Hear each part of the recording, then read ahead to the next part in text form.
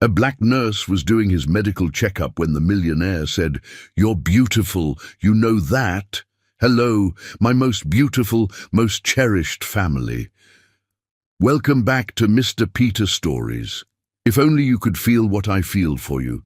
The kind of love that doesn't fade even when the screen is off. You're not just faces behind phones. You're the soul of this space, the light in my every dark day. You're not just part of this family. You are this family." Sometimes my heart quietly breaks when I notice you watched, but didn't comment. Not because of numbers, but because I just need to know you're still here, still holding my hand. I don't want to beg for love that we both know is real. So today, if this love still lives inside you, whisper in the comments, "You are not alone." Because when you say it, you're not only reminding me, you're letting every silent heart in this family know we still belong to each other. Your presence means more than fame, more than views, more than anything in this world. You are my peace, my purpose, my forever people. Here is my soul's prayer for you. May your heart always find the courage to hope again. May love find you before loneliness does. May your home be filled with peace and your spirit protected by unseen angels. And may you always know, no matter the distance or time, you are so deeply, endlessly loved. Let's start again, stronger, closer, more united. You are not alone, and neither am I, because I have you. Rain hammered against the windshield of Bernard Ellison's Aston Martin as he pulled into the parking lot of St. Mary's Community Clinic, his jaw clenched with frustration. The minor collision on Fifth Avenue should have been nothing more than an insurance claim, but the throbbing in his left temple and the gash above his eyebrow demanded medical attention. More importantly, it demanded discretion. The last thing the 34-year-old CEO of Ellison Industries needed was paparazzi swarming an upscale hospital, turning a simple accident into tabloid fodder about his bachelor lifestyle. Bernard had everything society told him he should want: a billion-dollar empire built from his grandfather's oil fortune, penthouses in 3 cities, and enough power to shift markets with a single decision. Yet sitting in his leather seat, watching the neon emergency sign flicker through the downpour, he felt the familiar hollow ache that had become his constant companion. Success, he'd discovered, was a cold and lonely bedfellow. The clinic's waiting room was a stark contrast to the marble lobbies and crystal chandeliers of his usual world. Fluorescent lights buzzed overhead, casting harsh shadows on cracked linoleum floors. The air smelled of disinfectant and desperation, filled with the quiet conversations of people who couldn't afford better care. Bernard adjusted his expensive watch, suddenly self-conscious about the Rolex that cost more than most of these people made in a year. "Mr. Ellison," a voice called from behind the reception desk. "Room 3 is ready for you." He followed a tired-looking receptionist down a narrow hallway lined with health posters and motivational quotes that had seen better days. Room 3 was barely larger than his walk-in closet, containing only an examination table, a rolling stool, and a small desk cluttered with medical supplies. The fluorescent light above hummed with the same persistent buzz as the waiting room. Bernard had just settled onto the paper-covered examination table when the door opened, and his entire world shifted on its axis. She moved with a dancer's grace and a fighter's confidence, a woman who had earned every ounce of respect through sheer determination. Her honey-golden skin seemed to glow under the harsh fluorescent lights, and when her amber eyes met his, Bernard felt his breath catch. Her dark hair was pulled back in a neat bun, rebellious curls framing a face so stunning it made him question whether he'd hit his head harder than he'd thought. "I'm Angela Morris, your nurse practitioner," she said, her voice melodious yet professional as she reviewed his chart. "Mr. Ellison, is it? I understand you were in an automobile accident." Bernard found himself staring, completely forgetting how to form words. Everything about her commanded attention. The way she moved with purposeful efficiency, the gentle strength in her hands as she set down his chart, the fire that seemed to burn behind those incredible eyes. He'd been around beautiful women his entire life, models and socialites who draped themselves on his arm for photos and galas, but none of them had ever made him forget his own name. "Mr. Ellison." Angela's voice cut through his thoughts, and he realized she was looking at him with raised eyebrows, waiting for an answer. "Yes, sorry," he managed, his voice rougher than usual. "Minor collision on Fifth Avenue. Nothing serious, but—" He gestured vaguely at the cut above his eyebrow. Angela moved closer, and Bernard caught the subtle scent of her perfume.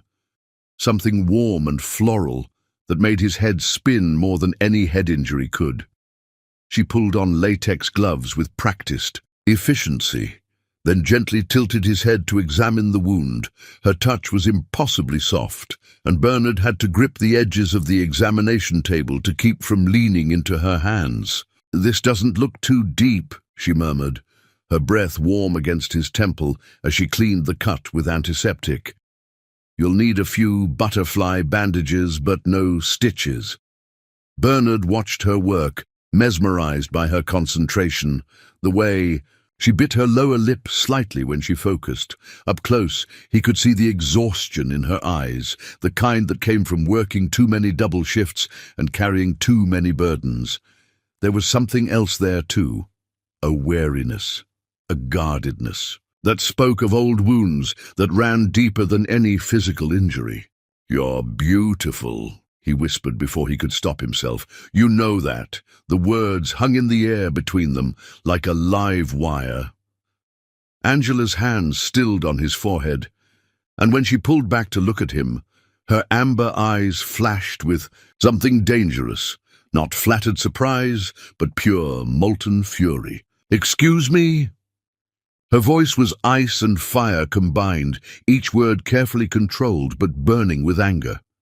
Bernard realized his mistake immediately, but it was too late to take it back. In his world, compliments were currency, traded freely between people who used charm as a weapon. But looking at Angela's face, he understood that his words had landed like a slap rather than a caress. "I didn't mean," he started, but Angela stepped back, crossing her arms over her chest like armor. "Let me guess," she said, her voice trembling with barely contained rage. "You're used to women melting at your feet when you throw them a bone. Like that? Used to buying your way into hearts with pretty words and prettier presents? That's not what rich men like you are all the same," Angela continued, her eyes blazing with a fire that took Bernard's breath away for entirely different reasons. "You think everyone else exists for your entertainment, your pleasure, your convenience. You think a compliment from someone like you should have me grateful and simpering." The venom in her voice hit Bernard like a physical blow. He'd expected maybe embarrassment, perhaps a shy smile, certainly not this beautiful, terrible anger that seemed to consume the entire room. "You don't know anything about me," he said quietly, trying to understand where this fury was coming from. Angela laughed, but there was no humor in it, only pain so deep it made Bernard's chest ache. "I know enough. I know your type, because one of your type destroyed my family." Her hands were shaking now, and she clasped them together to still them. "When I was 12 years old, a rich man, a millionaire oil executive named Richard Harrington, 3, swept my teenage mother off her feet with his charm and his money and his promises of a better life." Bernard felt his blood turn to ice.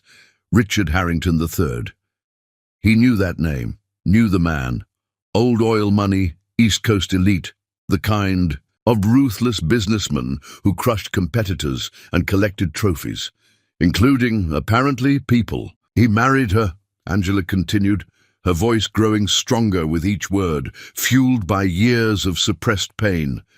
"Made her dependent on him, made her believe she was nothing without him. Then when the novelty wore off, when she got pregnant with me and wasn't his perfect little plaything anymore, he threw us away like garbage. Literally, we went from a mansion to a homeless shelter in one day because he decided he was bored. The raw pain in her voice made Bernard want to reach for her, to comfort her somehow, but the fire in her eyes warned him to stay back. "My mother never recovered," Angela whispered, and now Bernard could see tears threatening at the corners of her eyes. "She spent the rest of her life broken, warning me never to trust love, never to trust men with money, because rich men destroy everything they touch. They take what they want and leave ruins behind." Bernard sat in stunned silence, his heart breaking for the 12-year-old girl who had watched her world crumble, for the woman standing before him now who carried those scars like invisible armor. He wanted to tell her that not all wealthy men were like Harrington, that he would never hurt her, that what he'd said came from genuine awe at her beauty, not entitlement. But looking at her fierce, wounded eyes, he realized that words wouldn't matter. Nothing he could say would erase the damage that had been done, the walls that had been built to protect a heart that had learned too young that love was dangerous. "I'm sorry," he said finally, the words feeling inadequate but genuine. "I'm sorry that happened to you, and I'm sorry for being presumptuous." Angela studied his face for a long moment, as if trying to determine whether his apology was real. Slowly, some of the fire dimmed in her eyes, replaced by the professional mask she wore like protection. "Let me finish treating your cut," she said quietly, moving back toward him with careful, measured steps. As she applied the butterfly bandages with gentle precision, Bernard found himself studying her profile, the elegant line of her neck, the way her lashes cast shadows on her cheeks. She was even more beautiful when she was passionate, even in anger, and he felt something shift deep in his chest, something dangerous and consuming and completely foreign to his carefully controlled world. When she finished, Angela stepped back and removed her gloves with business-like efficiency. "Keep the bandages dry for 24 hours. Take ibuprofen for any pain. If you experience dizziness, nausea, or blurred vision, seek immediate medical attention." "Thank you," Bernard said, sliding down from the examination table. As he reached for his wallet to pay, he found himself studying her again, memorizing every detail. "Angela Morris," he said softly, reading her name tag. "That's a beautiful name." For just a moment, her professional mask slipped, and he saw something flicker in her eyes. Not anger this time, but something softer and more dangerous. Then it was gone, replaced by cool politeness. "Good night, Mr. Ellison," she said, holding the door open for him. As Bernard walked back through the clinic's waiting room and out into the rain, he felt something he hadn't experienced in years. Genuine fascination, the kind that had nothing to do with conquest and everything to do with recognition. Angela Morris, with her honey-golden skin and amber fire, had just awakened something in him that all the money in the world couldn't buy. Standing beside his Aston Martin in the rain, Bernard made a decision that would change both their lives forever. He was going to see her again, but next time he would make sure she saw him as a man, not a symbol of everything she had learned to hate. He had no idea that winning Angela Morris's heart would require him to lose himself completely, and that it would be the most beautiful destruction he'd ever experienced. Chapter 2. The Beautiful Lie begins. 3 weeks after their encounter at the clinic, Bernard Ellison stood before his bathroom mirror, barely recognizing his reflection. Gone was the perfectly groomed billionaire CEO with his $1,000 haircuts and manicured hands. In his place stood Ben, a construction worker with calloused palms, sun-weathered skin, and clothes that bore honest wear. The transformation had been methodical, almost obsessive. Bernard had spent hours at construction sites he secretly owned, letting his hands roughen with real labor, his skin darken under genuine sun. He'd practiced modifying his speech patterns, softening the sharp edges of his Ivy League education into something more authentic and accessible. His personal shopper had been replaced with thrift store visits, his Armani suits traded for worn denim and flannel shirts that smelled of sawdust instead of expensive cologne. The irony wasn't lost on him. He was spending more money than most people earned in a lifetime to appear poor, hiring private investigators to learn everything about Angela Morris, while carefully erasing any trace of his own wealth from the narrative he was creating. What he'd learned about her only deepened his fascination. Angela worked 3 jobs: nursing at the clinic, waitressing at Rosa's diner on weekends, and doing medical transcription from her tiny apartment late into the night. Every penny went toward paying off her nursing school loans or supporting her mother, Clara, who cleaned office buildings despite her arthritis because pride wouldn't let her accept charity. The Morris women lived in a world where every dollar was precious, where dreams were luxuries they couldn't afford, where trust was earned through actions, not words. It was so far from Bernard's reality of bottomless bank accounts and casual extravagance that it might as well have been another planet, which was exactly why his plan was so dangerous and so necessary.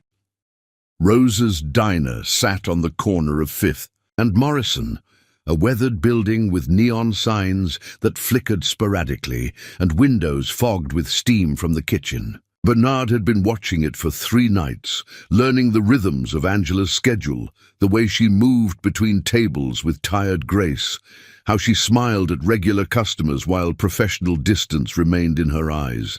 Tonight, she was working the late shift, her honey-golden skin gleaming under the diner's harsh fluorescent lights as she refilled coffee cups and took orders from truck drivers and night shift workers. She'd traded her scrubs for a simple uniform, a pink dress that hugged her curves, and an apron that somehow made her look even more beautiful than she had in the clinic. Bernard waited until nearly midnight, when the crowd had thinned to just a few stragglers, before pushing through the diner's glass door. A bell chimed overhead, and Angela looked up from wiping down the counter. For a moment her eyes widened with recognition, then narrowed with suspicion. "Mr. Ellison," she said carefully, her voice neutral but guarded. "What are you doing here?" "It's Ben, actually," Bernard said, sliding onto a stool at the counter. He'd practiced this moment 100 times, but now that he was here, looking into those incredible amber eyes, his carefully rehearsed lines evaporated. "Bernard's my middle name. Most people call me Ben." Angela studied him, clearly trying to reconcile the man before her with the wealthy patient she'd treated weeks ago. The expensive clothes were gone, replaced with worn jeans and a flannel shirt. His hands, which she remembered as soft and manicured, now bore the calluses and small cuts of someone who worked with them.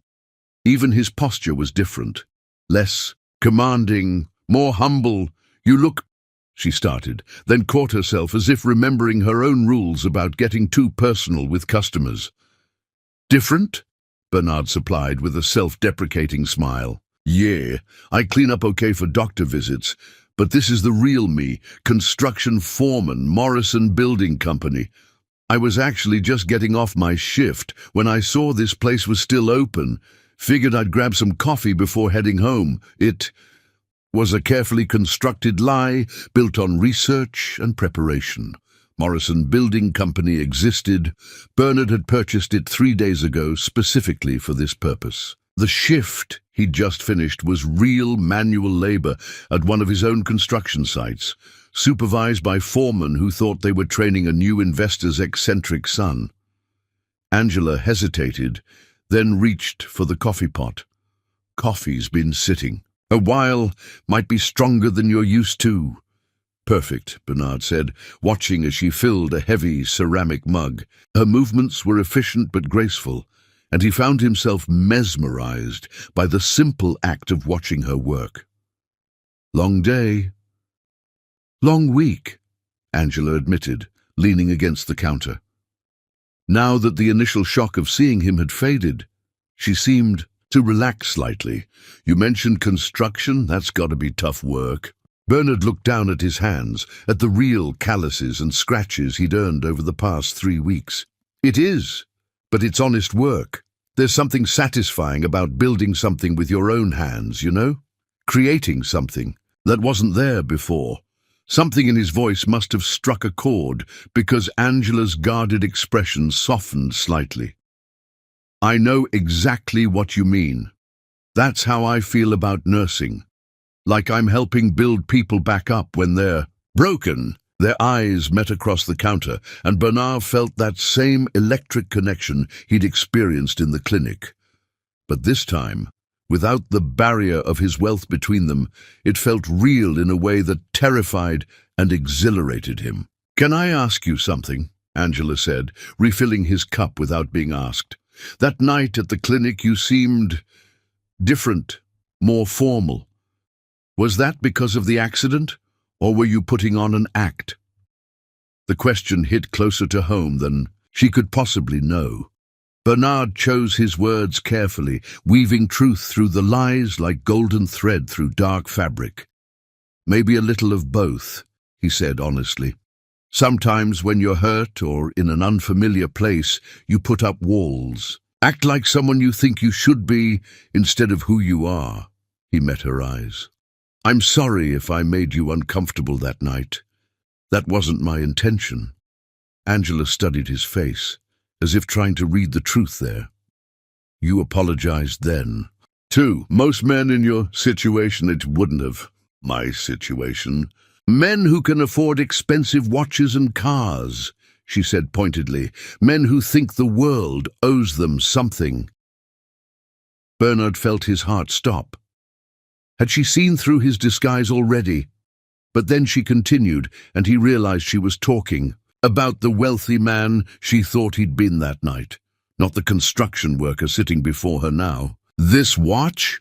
Bernard looked down at the modest Timex he'd purchased specifically for this persona, saved up for 3 months to buy it. And the car, well, let's just say it's got more miles on it than I care to count. Angela's expression shifted, and Bernard saw something that made his chest tighten. Guilt. She was feeling bad for judging him based on what she perceived that night. I'm sorry, she said softly. I made assumptions. It's just I've learned to be careful around men with money. They usually want something I'm not willing to give. What if I told you I don't have any money?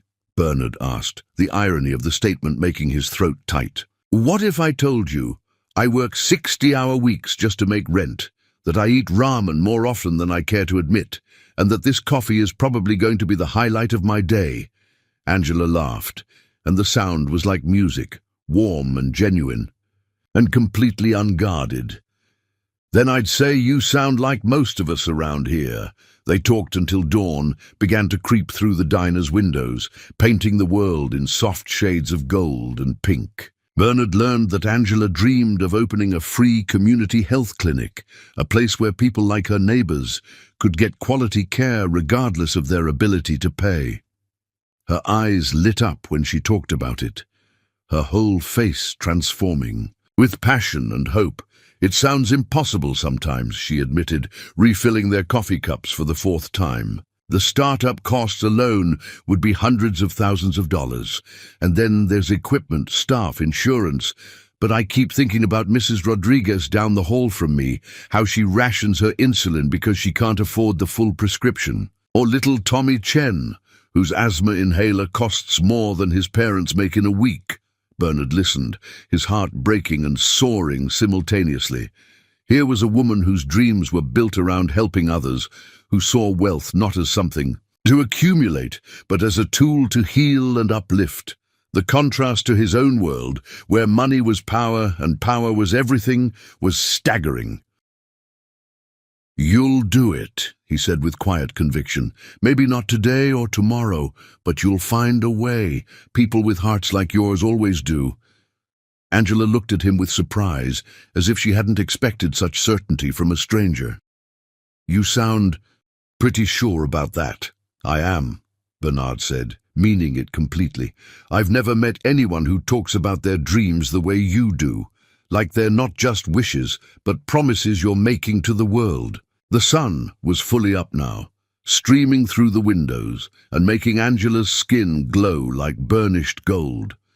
She looked tired but beautiful, her defenses lowered by the intimacy of shared stories and the vulnerability that came with dawn.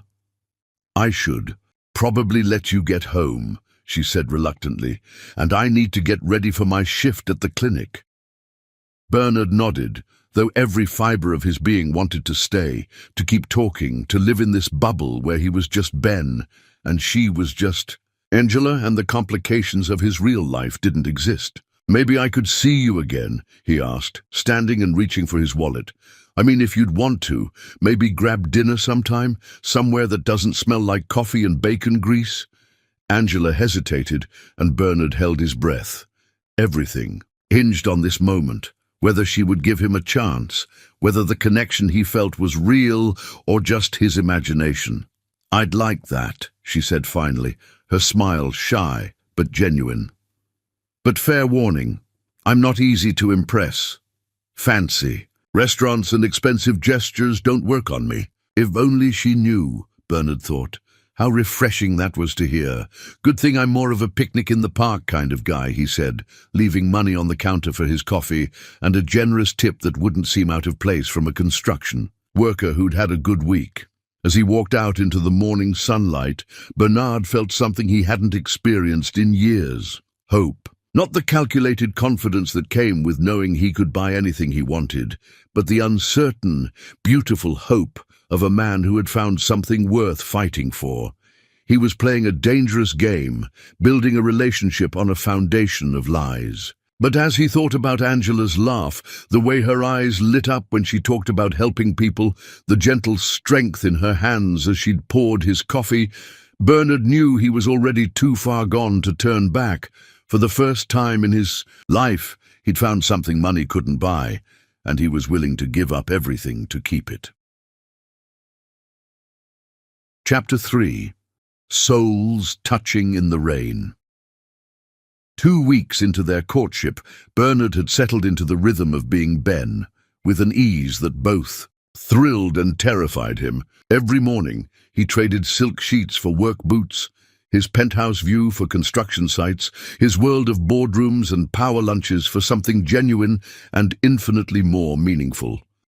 Tonight, he was waiting for Angela outside the clinic, leaning against his carefully chosen pickup truck, a 2018 Ford F-150 that looked well used but reliable, the kind of vehicle a construction foreman might drive. The autumn air carried the scent of rain and dying leaves, and storm clouds gathered overhead like dark promises.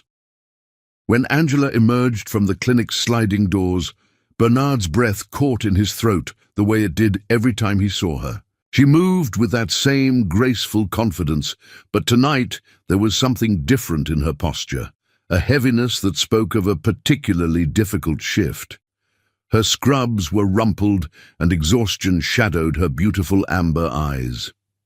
"Rough night?" he asked softly as she approached, noting the way she rubbed her temples. "Lost one," Angela said simply, but the weight of those 2 words hung in the air between them. 83-year-old man came in with chest pains. "We did everything we could, but..." She shrugged, trying to appear casual, but Bernard could see the grief she carried for every patient she couldn't save. Without thinking, he pulled her into his arms right there in the parking lot.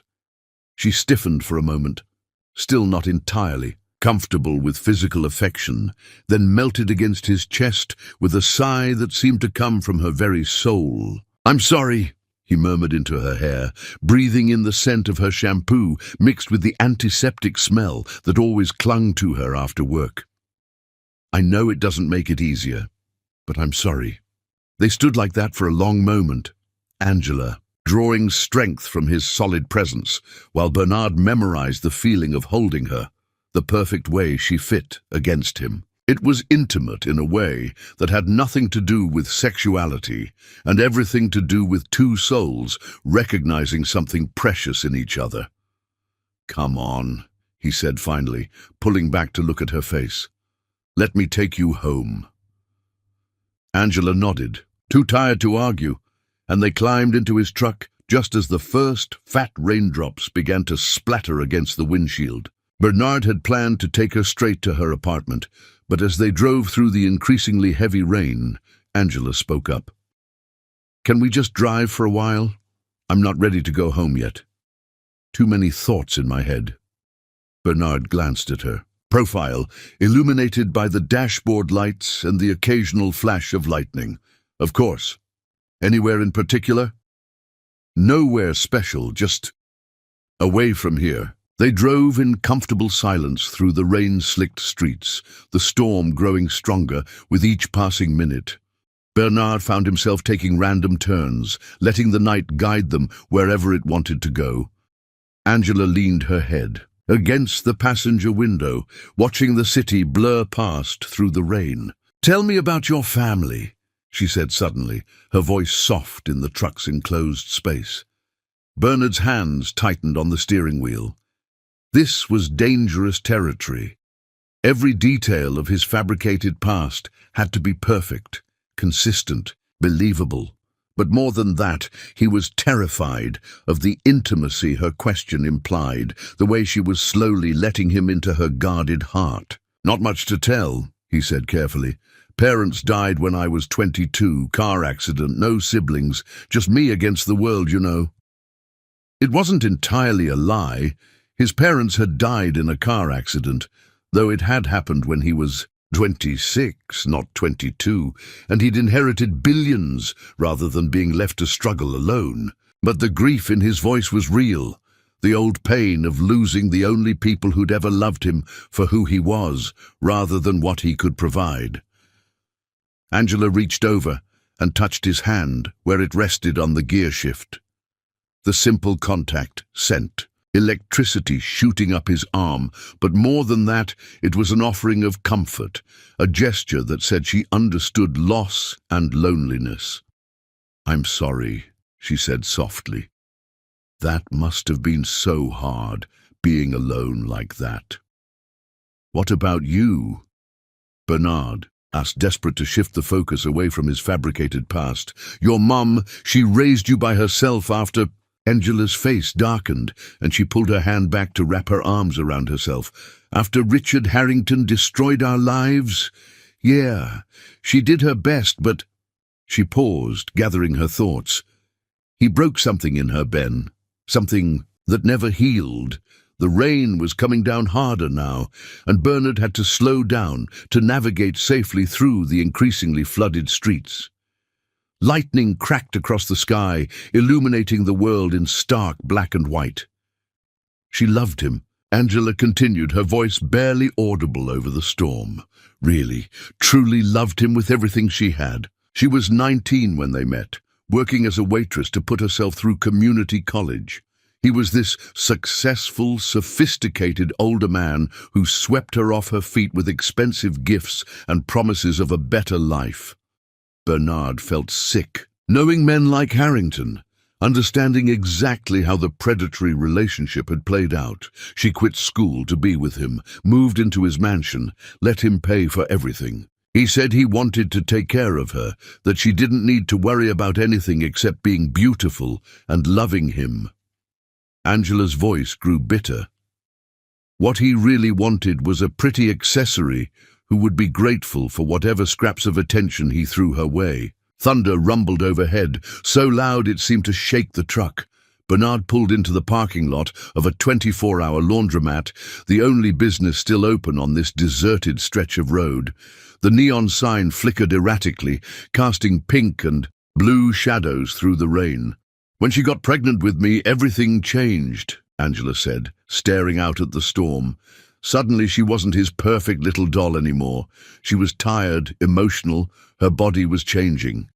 He started staying, out all night, bringing other women to charity galas while she waited at home with her swollen ankles and morning sickness. Bernard wanted to say something, anything, to ease the pain he heard in her voice, but he knew she needed to tell this story, needed to purge it from her system like poison from a wound.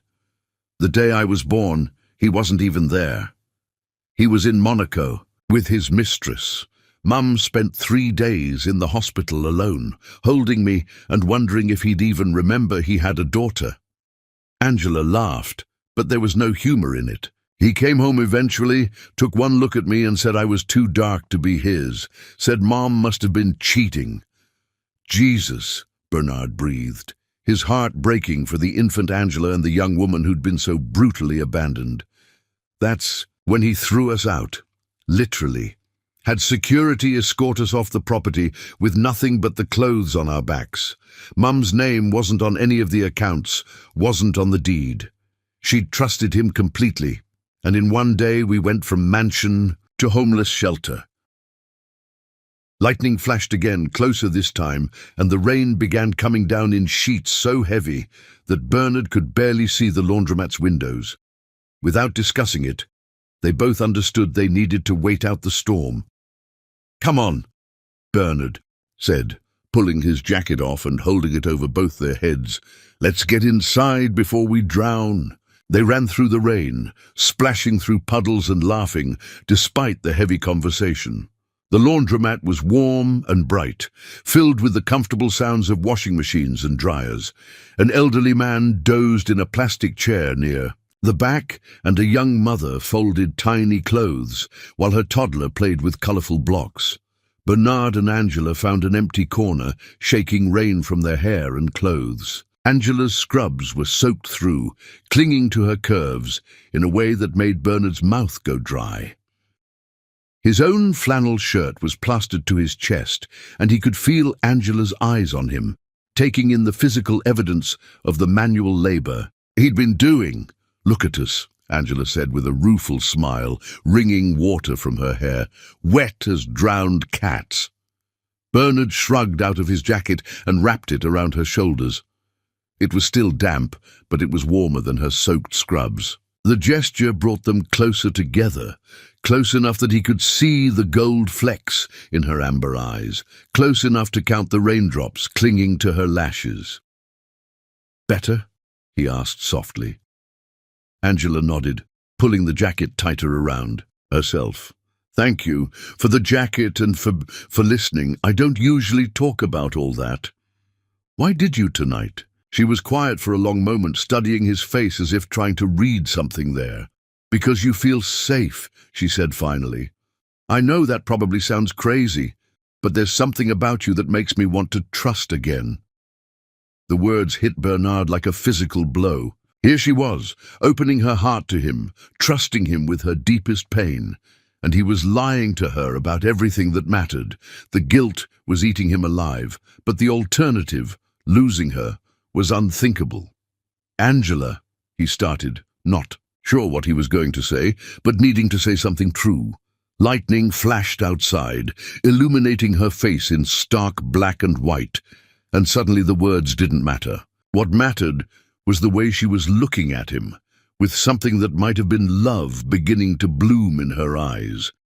What mattered was the way she was leaning toward him, as if drawn by the same invisible force that had been pulling them together since that first night in the clinic. "Ben," she whispered, and then his name was lost as their lips met. The kiss was soft at first, tentative, like a question neither of them was sure they should be asking. But then Angela's arms came up around his neck, and Bernard pulled her closer, and the kiss deepened into something desperate and hungry and completely consuming. She tasted like rain and hope, and something indefinably sweet, and Bernard felt like he was drowning in the best possible way. This wasn't the calculated seduction of his usual world, where every touch was a negotiation and every kiss was a transaction. This was raw and real and beautiful, Angela giving herself to him not because of what he could buy her, but because of who he was when he was with her. When they finally broke apart, both breathing heavily, Angela's eyes were wide with wonder and something that might have been fear. "I don't do this," she said, her voice shaky. "I don't let people in. I don't trust. I don't—" Bernard silenced her with another kiss, this one gentle and reassuring. "Neither do I," he admitted against her lips. "But here we are." They made Love right there in the laundromat, hidden in the corner between two silent washing machines, while rain pounded against the windows and thunder shook the building. It was intense, raw, and desperate, both of them pouring months of loneliness and longing into every touch, every kiss, every whispered endearment. Angela responded to his touch with a passion that took his breath away, her body moving beneath him as if she'd been created for him alone. When she cried out his name, "Ben, oh God, Ben," Bernard felt something break open inside his chest, something that had been locked away so long he'd forgotten it existed. Afterward, they lay entwined on his jacket, Angela's head on his. Unchest, both of them listening to the storm rage outside. Her fingers traced lazy patterns on his skin, and Bernard couldn't remember ever feeling so completely at peace. "The storm's getting worse," Angela murmured, though she made no move to separate from him. "We can wait it out," Bernard said, pressing a kiss to the top of her head. "I've got nowhere else I'd rather be." Angela lifted her head to look at him, her amber eyes serious.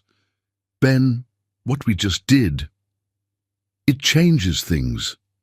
"I know. I mean, it changes everything. For me, anyway. I don't give my heart lightly." Bernard cupped, her face in his hands, memorizing every beautiful detail. "Neither do I," he said, and meant it more than any words he'd ever spoken.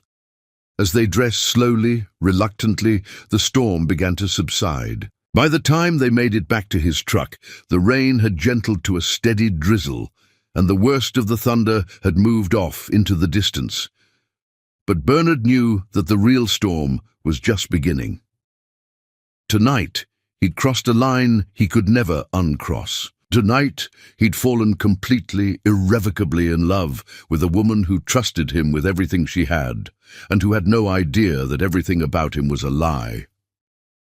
As he drove Angela home through the quiet streets, her hand clasped in his, Bernard made a silent promise to himself and to her. Whatever it took, however long it took, he would find a way to deserve the love she was offering him. He would become the man she believed him to be, even if it meant leaving everything else behind, because losing Angela Morris was no longer an option. She had become essential to his survival, as necessary as breathing, as vital as his heartbeat. And Bernard Ellison, billionaire CEO, master of the universe, man who could buy anything he desired, had finally found something money couldn't purchase, a love worth any sacrifice. Chapter 4. Hearts on Fire. The modest apartment Bernard had hastily rented and furnished 3 weeks ago had become his sanctuary, the only place where he could truly be Ben, without the crushing weight of deception.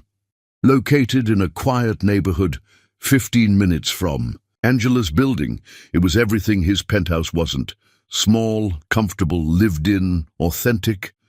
Tonight marked their first official date since the thunderstorm encounter in the laundromat 2 weeks ago. Bernard had spent the entire day in a state of nervous anticipation that would have amused his business associates, who'd never seen their ruthless CEO reduced to anxiety over whether he'd chosen the right wine, or if the chicken he'd marinated would be tender enough. The apartment's main room served as both living area and dining space, furnished with pieces he'd carefully selected from second-hand stores and garage sales. A worn leather couch faced a modest television, while a small dining table sat beneath the single window that looked out onto a tree-lined street. Jazz music played softly from an old radio, creating an atmosphere of intimate warmth. Bernard checked his watch, a simple Timex that had replaced his Rolex, for the dozenth time. Angela would arrive any minute, bringing dinner as she'd insisted, despite his protests, that he should be the one cooking for her. The thought of her in his space, seeing where Ben supposedly lived, filled him with both excitement and terror. A soft knock at the door made his heart race. Bernard wiped his suddenly sweaty palms on his jeans, real denim he'd broken in through actual work, and opened the door to find Angela standing in the hallway with a covered dish in her hands and a smile that made his knees weak. She was stunning in a simple sundress, the color of autumn leaves, her hair loose around her shoulders instead of pulled back in her usual professional style. The golden undertones of her skin seemed to glow in the hallway's soft lighting, and her amber eyes sparkled with something that looked like anticipation mixed with nervousness. "I hope you're hungry," she said, lifting the dish. "I may have gotten a little carried away with the portions." "You didn't have to bring anything," Bernard said, stepping aside to let her in. "I told you I was cooking, and I told you I don't let other people take care of me," Angela replied with a laugh. "We can compromise. You provide the wine, I provide the food, and we both pretend we know what we're doing." As she moved into his living space, Bernard watched her take in the details of his carefully constructed life. Her eyes lingered on the mismatched furniture, the stack of construction manuals on the coffee table, the photographs he'd placed strategically around the room. Stock photos of people who were supposed to be his friends and colleagues, creating a history that didn't exist. "This is nice," Angela said, and Bernard could hear the genuine appreciation in her voice. "It feels like you, comfortable, unpretentious, real." The word real hit him like a knife to the chest, but he forced a smile. "It's not much, but it's home." Angela set her dish on the small dining table and turned to face him fully. In the soft lamplight of his living room, she looked ethereal, like something too beautiful to be real. Bernard found himself frozen, struck once again by the impossibility of what he was feeling, the way this woman had turned his carefully ordered world upside down. "Ben?" Angela said softly, noting his stillness. "Are you okay?" "Just admiring the view," he said honestly, moving toward her. Angela blushed, a rosy flush creeping up her neck that made Bernard want to trace its path with his lips. "You're making me nervous when you look at me like that." "Like what?" "Like I'm something precious. Like I'm worth looking at." Her voice was barely above a whisper. Bernard moved closer, close enough to catch the subtle scent of her perfume, close enough to see the gold flecks in her eyes. "You are worth looking at. You're worth everything." For a moment, they simply stood there, the air between them crackling with tension and possibility. Then Angela smiled, a shy, beautiful expression that made Bernard's heart stutter. "Should we eat before the food gets cold?" she asked, though neither of them moved to sit down. "In a minute," Bernard murmured, reaching up to cup her face in his. "Our hands. First, I need to do something I've been thinking about all day." He kissed her softly, a gentle brush of lips that was meant to be brief, but quickly deepened as Angela melted against him. Her hands fisted in his flannel shirt, pulling him closer, and Bernard felt that same overwhelming need he'd experienced in the laundromat, the desperate hunger to be as close to her as possible. When they finally broke apart, both breathing heavily, Angela's eyes were dark with desire. "Maybe dinner can wait," she said, her voice husky. The admission broke whatever restraint Bernard had been clinging to. He lifted her easily, carrying her to the couch while she laughed and wrapped her arms around his neck. They tumbled onto the worn leather together, hands exploring, lips meeting and parting and meeting again. "I love hearing you laugh," Bernard murmured against her throat, pressing kisses along the elegant line of her neck. "It's the most beautiful sound in the world." Angela's response was lost in a gasp as he found the sensitive spot just below her ear. Her hands roamed over his chest, fingers tracing the hard muscles he'd developed through weeks of actual physical labor. When she encountered a scar along his ribs, one of several he'd claimed came from construction accidents rather than polo. "Injuries?" She pressed gentle kisses to the mark. "Does it hurt?" she asked softly. "Not anymore," Bernard said, and it was true. Nothing hurt when she was touching him like this, with such tenderness and care. They made love on his couch with a passion that built slowly, like a fire catching hold. Angela moved beneath him with increasing confidence, her earlier shyness giving way to a desire that matched his own. Every touch was electric, every kiss a promise, every whispered endearment a gift neither of them had expected to receive.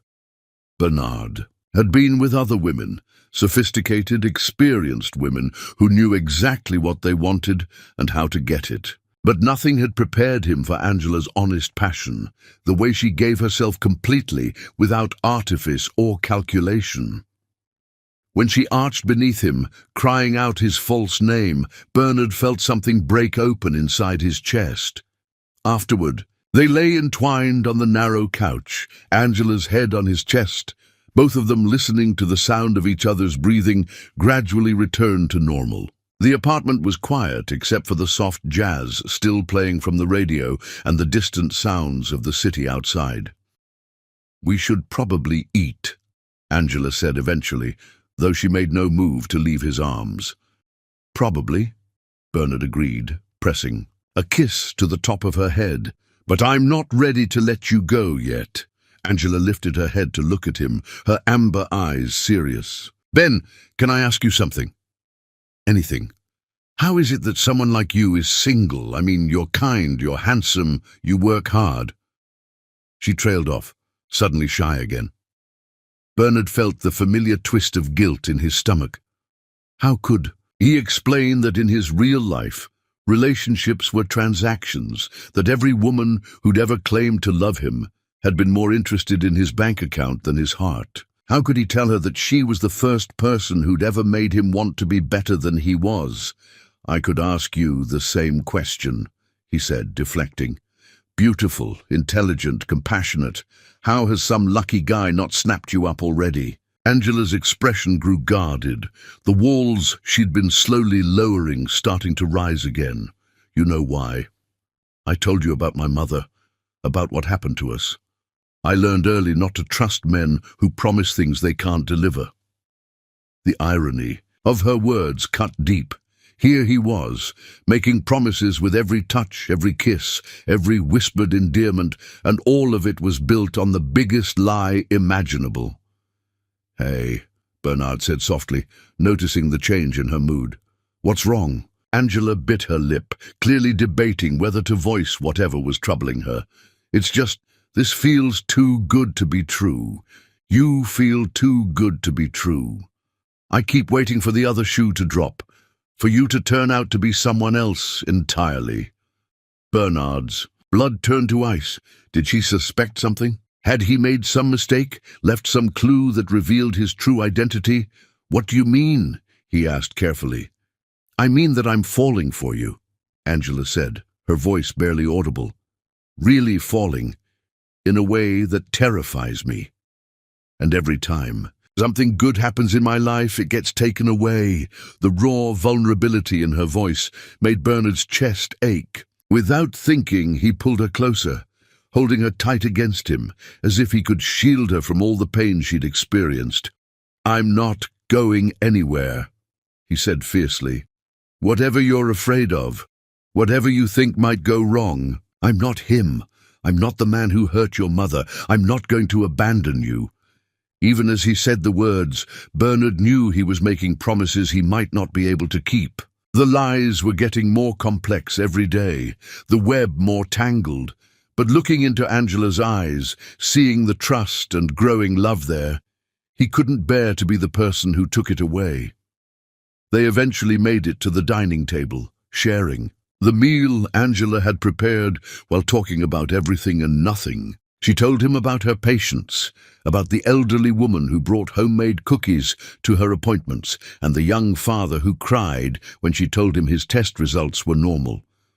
Bernard found himself sharing stories from the construction sites, carefully edited versions of his experiences, working alongside men who knew nothing about his real identity. As the evening wound down, they slow danced in his small living room, to the soft jazz still playing on the radio. Angela fit perfectly in his arms, her head resting on his shoulder as they swayed together in the lamplight. "I should probably go," she said reluctantly. "Early shift tomorrow." "Stay," Bernard said without thinking. "Please, I'll drive you to work in the morning." Angela pulled back to look at him, searching his face. "Are you sure? I don't want to impose." "You could never impose," Bernard said honestly. "I just want to wake up with you in my arms." They made love again in his bedroom, slower this time, savoring each touch and kiss. Angela fell asleep, curled against his side, her breathing deep and peaceful. Bernard lay awake long into the night, holding her and watching the play of streetlight across her sleeping face. He was living the most beautiful lie of his life, and every day it became harder to remember why he'd started it in the first place. Angela had changed everything, not just how he saw himself, but who he wanted to be. With her, he was becoming the man he'd always hoped he could be, if only he'd been brave enough to try. But as dawn approached and Angela stirred in his arms, murmuring his false name in her sleep, Bernard was forced to confront the truth he'd been avoiding. The deeper their love grew, the more devastating the eventual revelation would be. And with every passing day, every shared secret and whispered promise, he was ensuring that when the truth finally came out, it would destroy them both. The question was no longer whether he would lose her, but whether either of them would survive. The wreckage when his beautiful lie finally crumbled into ash. Chapter 5. Meeting her heart. Sunday afternoon sunlight filtered through the narrow windows of the Morris family's small apartment, casting warm, golden rectangles across worn linoleum floors and second-hand furniture maintained with loving care despite its age. Bernard stood outside apartment 4B, holding a modest bouquet of grocery store flowers and fighting nerves he hadn't experienced since his first board meeting at 18. Meeting Angela's mother felt more significant than any multi-billion-dollar merger he'd ever negotiated. This wasn't about impressing someone with his wealth or power, neither of which officially existed in his current persona. This was about proving himself worthy of the most precious thing in Clara Morris's world, her daughter's heart.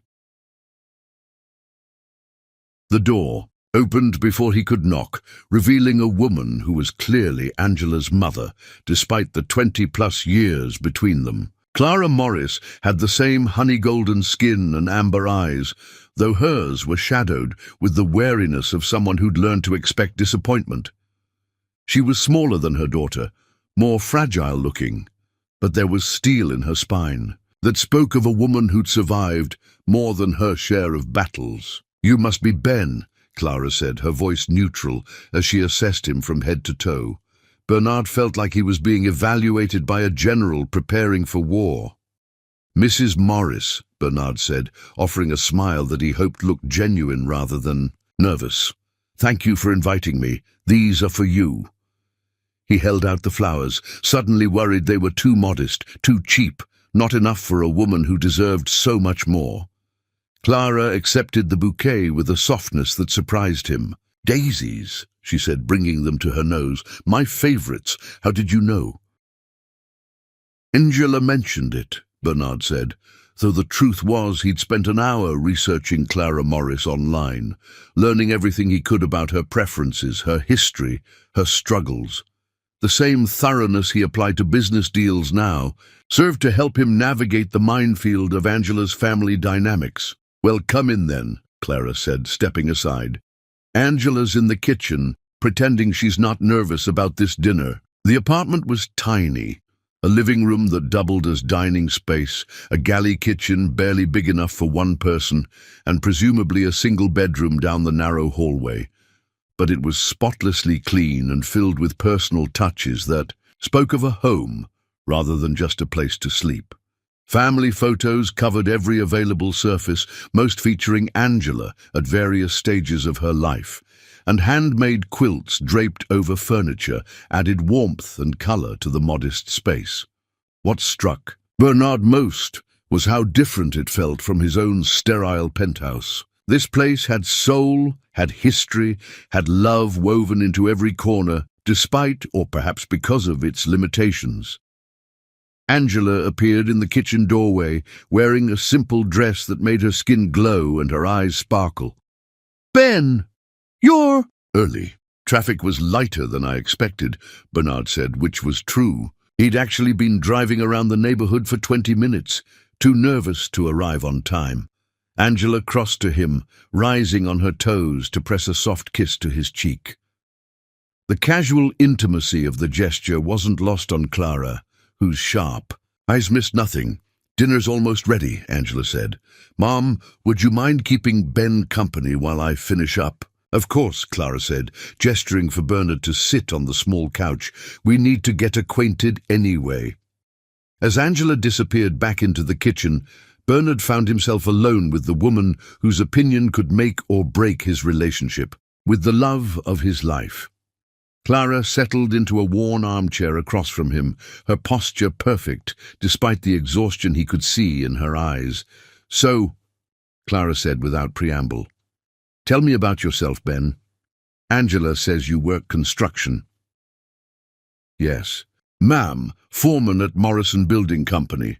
Been there about 5 years now." The lies rolled off his tongue with practiced ease, backed up by weeks of actual experience and carefully manufactured documentation. "Hard work," Clara observed. "Good, honest work. I respect that." Bernard nodded, noting the emphasis on honest. He suspected every word he spoke was being weighed and measured against some internal standard Clara had developed over years of protecting her daughter. "Angela tells me you lost your parents young," Clara continued. "I'm sorry for your loss." "Thank you. It was difficult. But you learned to make your own family, find people who matter." Bernard met her gaze directly. "Your daughter matters to me, Mrs. Morris, more than I know how to express." Something flickered in Clara's eyes. Not quite approval, but perhaps the beginning of it. "She matters to me too. She's all I have left in this world worth fighting for." The weight of that statement settled between them. Bernard understood. He was being given a warning as much as information. Hurt Angela, and he'd have Clara Morris to answer to. "Can I ask you something?" Bernard said carefully. Clara nodded. "What should I know?" "About Angela, I mean. What should I understand to love her the way she deserves?" The question seemed to surprise Clara. Her defensive posture softened slightly, and for the first time, Bernard saw a glimpse of the young woman she'd once been. Hopeful, trusting, full of dreams. "She doesn't let people in easily," Clara said finally. "When she was 12, we lost everything. Not just money or possessions, but safety, security, the belief that love could be trusted." Clara's voice grew distant, lost in painful memories. "I was young and stupid, and so desperately in love, that I ignored every red flag, every warning sign. I let a man make me completely dependent on him, and when he was done with me, he threw us away like garbage." Bernard felt sick, knowing exactly who Clara was talking about, knowing the type of man Richard Harrington III was, because he moved in those same circles, knew that same casual cruelty that came with unlimited wealth and power. Angela watched. "It all," Clara continued. "Watched me fall apart, watched us lose our home, watched me cry myself to sleep in homeless shelters. She was just a baby, but she had to grow up fast, had to take care of me when I couldn't take care of myself." "I'm sorry," Bernard said, and meant it with every fiber of his being. "I'm sorry that happened to both of you." Clara studied his face intently. "Are you? Or are you just saying what you think I want to hear?" The question hit like a physical blow. Bernard realized that this woman had developed razor-sharp instincts for detecting deception, for seeing through the lies that charming men told to get what they wanted. "I'm sorry, because the thought of Angela being hurt, of her watching you suffer, makes me physically ill," Bernard said honestly. "I'm sorry because you both deserve so much better. And I'm sorry because every day I see how those scars still affect her. How hard it is for her to trust, how much courage it takes for her to let anyone close." Clara was quiet for a long moment, processing his words. "She loves you," she said finally. "I can see it in the way she talks about you, the way her whole face lights up when your name comes up. I haven't seen her like this ever." The admission filled Bernard with joy and terror in equal measure. "I love her too, more than I knew it was possible to love anyone." "Love isn't enough," Clara said sharply. "The man who destroyed our lives claimed to love me too. Love without honesty, without respect, without genuine commitment is just pretty words that cause pretty pain." Before Bernard could respond, Angela appeared with a steaming casserole dish, her face flushed from the heat of the small kitchen. "I hope you like chicken and rice," she said, setting the dish on the small dining table that had been set with mismatched plates and glasses that had clearly been carefully washed and polished for the occasion. They gathered around the table, Clara offering a brief grace that Bernard respectfully bowed his head for, though his own prayers were more desperate. "Please, don't let me hurt these women. Please let me find a way to deserve their trust. Please let love be enough to overcome the lies I've built my life on." The meal was simple but delicious, clearly prepared with love and care, despite the modest ingredients. Angela had somehow transformed basic chicken and rice into something that tasted like home, like comfort, like everything Bernard's expensive restaurant meals had never been. "This is incredible," Bernard said, and meant it. "Where did you learn to cook like this?" "Necessity," Angela laughed. "When you're working 3 jobs and trying to make every dollar stretch, you get creative with whatever's in the pantry." "Angela's been taking care of both of us since she was 14, Clara said with obvious pride. "Smartest, strongest person I know." Bernard watched the interplay between mother and daughter, seeing the deep love despite the obvious role reversal. Angela had been forced to become the adult in their relationship far too young, and the protective instincts he could see in her had been forged in the fires of real hardship. As dinner progressed, Clara slowly began to warm to him. She shared stories of Angela's childhood, her determination to excel in school despite their circumstances, her natural compassion for anyone in need, her fierce loyalty to the people she loved. With each anecdote, Bernard fell deeper in love with the woman sitting beside him, understanding more fully the strength and resilience that made her so extraordinary. "Remember when you were 16 and Mrs. Patterson's cat got sick?" Clara said, smiling at the memory. Angela groaned. "Mum, please don't." "She spent her entire paycheck from the diner on veterinary bills for that cat," Clara continued, ignoring her daughter's protests. "Money we needed for groceries, and she spent it on a neighbor's pet without a second thought." "The cat lived," Angela said defensively, "and Mrs. Patterson paid me back eventually." "That's who she is," Clara said, looking directly at Bernard. "She gives everything she has to help others, sometimes to her own detriment. She needs someone who will protect that generous heart, not take advantage of it." The message was clear, and Bernard nodded solemnly. "I understand." After dinner, Bernard insisted on doing the dishes, while Angela and Clara sat on the couch, looking through photo albums.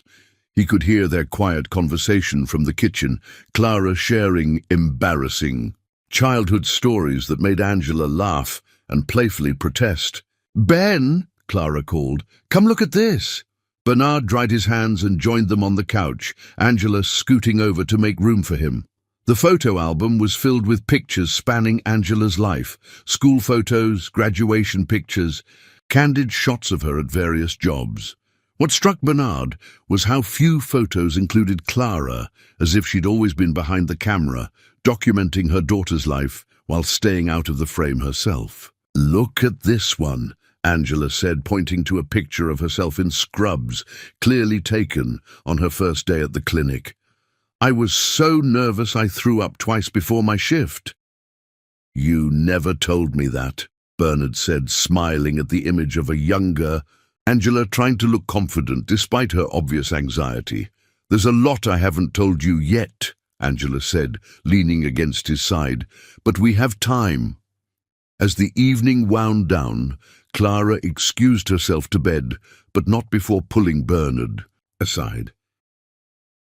She's been hurt enough, Clara said quietly, so Angela couldn't hear from the living room. If you're not serious about her, if this is just some kind of game to you, walk away now. Don't make her fall any deeper just to abandon her later. Mrs. Morris, Bernard said, meeting her fierce gaze, I would rather die than hurt your daughter. She's the best thing that's ever happened to me. Clara studied his face for a long moment, then nodded slowly. I believe you mean that. Just remember that meaning it and doing it are two different things. On the drive back to Angela's apartment, she was unusually quiet, staring out the passenger window at the city lights streaming past. Penny for your thoughts, Bernard said, softly. She likes you, Angela said finally. I can tell. She hasn't liked anyone I've brought home since high school. She's protective of you. I respect that. Angela turned to look at him, her amber eyes serious in the dashboard light. Ben, what my mom went through, what we both went through, it changed us, made us careful, maybe too careful. But with you, I feel like maybe I can trust again. Maybe I can let someone take care of me for once, instead of always being the one who takes care of everyone else. Bernard pulled over, unable to drive, while his heart was breaking with the weight of her trust. He turned to face her fully, cupping her face in his hands. I want to take care of you, he said fiercely. I want to be the man who makes you feel safe, who proves that love can be trusted. I want to be worthy of what you're offering me.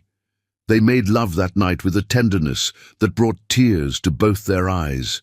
Angela whispering his name like a prayer, while Bernard worshipped her body with a devotion that came from the very depths of his soul. When she fell asleep in his arms, her face peaceful and trusting, Bernard stared at the ceiling and made silent promises he prayed he'd be able to keep.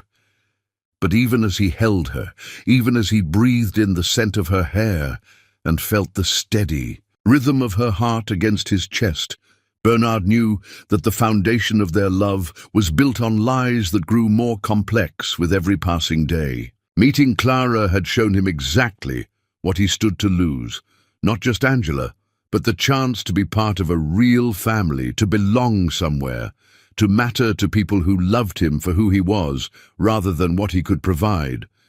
The question that haunted him as dawn approached was whether the man he was becoming with Angela was real enough to survive the revelation of who he'd been without her, and whether love, no matter how deep or true, could bridge the chasm between the truth and the beautiful lie he'd constructed around it. Chapter 6. The Hero's Mask. The knock on Bernard's apartment door came at 7 in the morning, urgent and desperate. He'd been expecting Angela for their planned breakfast, but when he opened the door, he found her in tears, still wearing yesterday's clothes, her hair disheveled and her beautiful amber eyes red from crying. Ben, she sobbed, falling into his arms. I don't know what to do. Mrs. Washington is being evicted and I don't have enough money to help her, and she's 82 years old with nowhere to go. Bernard held her tight, his heart breaking at her distress, while his mind immediately began calculating solutions. Mrs. Washington was Angela's elderly neighbor, a sweet woman who'd lived in the apartment building for 40 years and had become like a grandmother to Angela. The thought of her being put out on the street was clearly devastating to the woman he loved. Tell me what happened, Bernard said softly, guiding Angela to his couch and pulling her down beside him. Angela took a shuddering breath, trying to compose herself. Her son was supposed to be sending money for her rent, but apparently he's been gambling it away instead. She's 3 months behind, and the landlord gave her until Friday to pay, or he's filing for eviction. That's 4 days, Ben. 4 days. To come up with $1,800, and she has maybe 50 in her checking account. Bernard's first instinct was to write a check. $1,800 was pocket change to him, less than he spent on wine at a single business dinner. But Ben, the construction worker who lived paycheck to paycheck, couldn't simply produce that kind of money without raising questions. What about her family? Anyone else who could help? Her son is the only family she has left, and he won't even return her calls, Angela said bitterly. She's too proud to ask for help anyway. I only found out because I heard her crying through the walls last night. Bernard pulled Angela closer, his mind racing through possibilities. He needed to help Mrs. Washington. There was no question about that. But he had to do it in a way that didn't expose his true identity. An idea began to form, risky but possible. What if we organized a community fundraiser, he suggested. Get the whole building involved, maybe some of the neighbors from nearby apartments. People around here look out for each other, right? Angela lifted her head to look at him, hope flickering in her eyes. You think we could raise that much? We won't know until we try, Bernard said, already mentally planning how to make it work. I've got connections from work, guys who might be willing to donate. And you know everyone in the building, everyone at the clinic. If we work together, we might be able to pull it off. The transformation in Angela's face was beautiful to watch. The despair lifted, replaced by determination and the fierce protectiveness. He'd come to adore about her. Yes, she said, sitting up straighter. Yes, we can do this. Mrs. Washington has helped so many people over the years, watching kids after school, cooking for people when they were sick, lending money she didn't have when someone needed it. Now it's our turn to help her. They spent the rest of the morning going door to door in Angela's building, explaining the situation and asking for whatever people could spare. Bernard was amazed by the response. Even people who clearly had very little were willing to contribute something. A single mother gave $20 she probably needed for groceries. An elderly man on disability donated $50 and promised to ask his poker buddies to chip in. A young couple expecting their first baby contributed $30 and offered to make flyers. By noon, they'd collected nearly $400 in cash and pledges, but it wasn't nearly enough. Angela's optimism was beginning to fade as the reality of their shortfall became apparent. It's not going to be enough, she said, as they sat on the building's front steps, counting the money for the third time. We're barely a quarter of the way there. Don't give up yet, Bernard said, pulling out his phone. Let me make some calls. He stepped away from Angela and dialed the number for one of his shell companies, one that handled charitable donations and community outreach.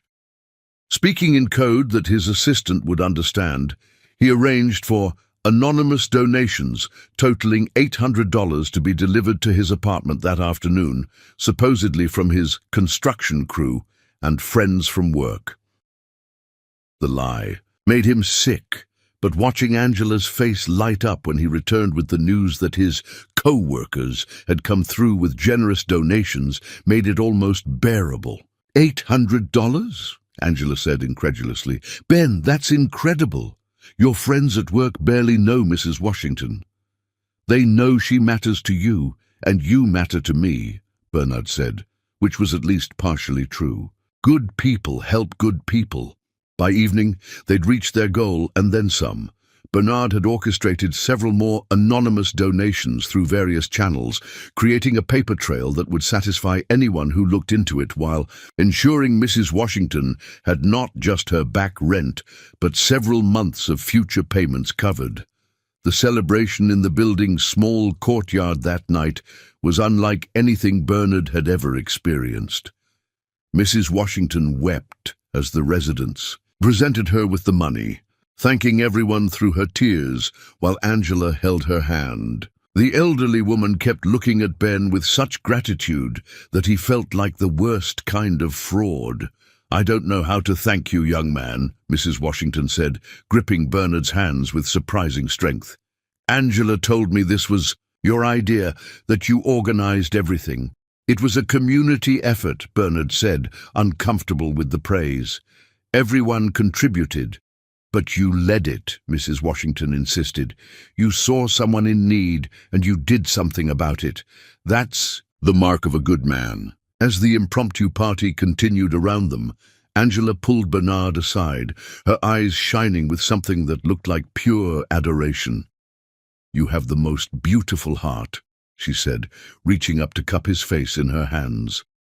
Watching you. Today, seeing how you brought everyone together, how you cared about Mrs. Washington even though you barely know her. I've never loved anyone the way I love you. The words hit Bernard like a physical blow. She'd said she loved him, actually. Said the words he'd been desperately hoping to hear. But instead of joy, he felt only crushing guilt and the terrible knowledge that her love was based on a lie. Angela, he started, but she silenced him with a kiss that tasted like promises and forever.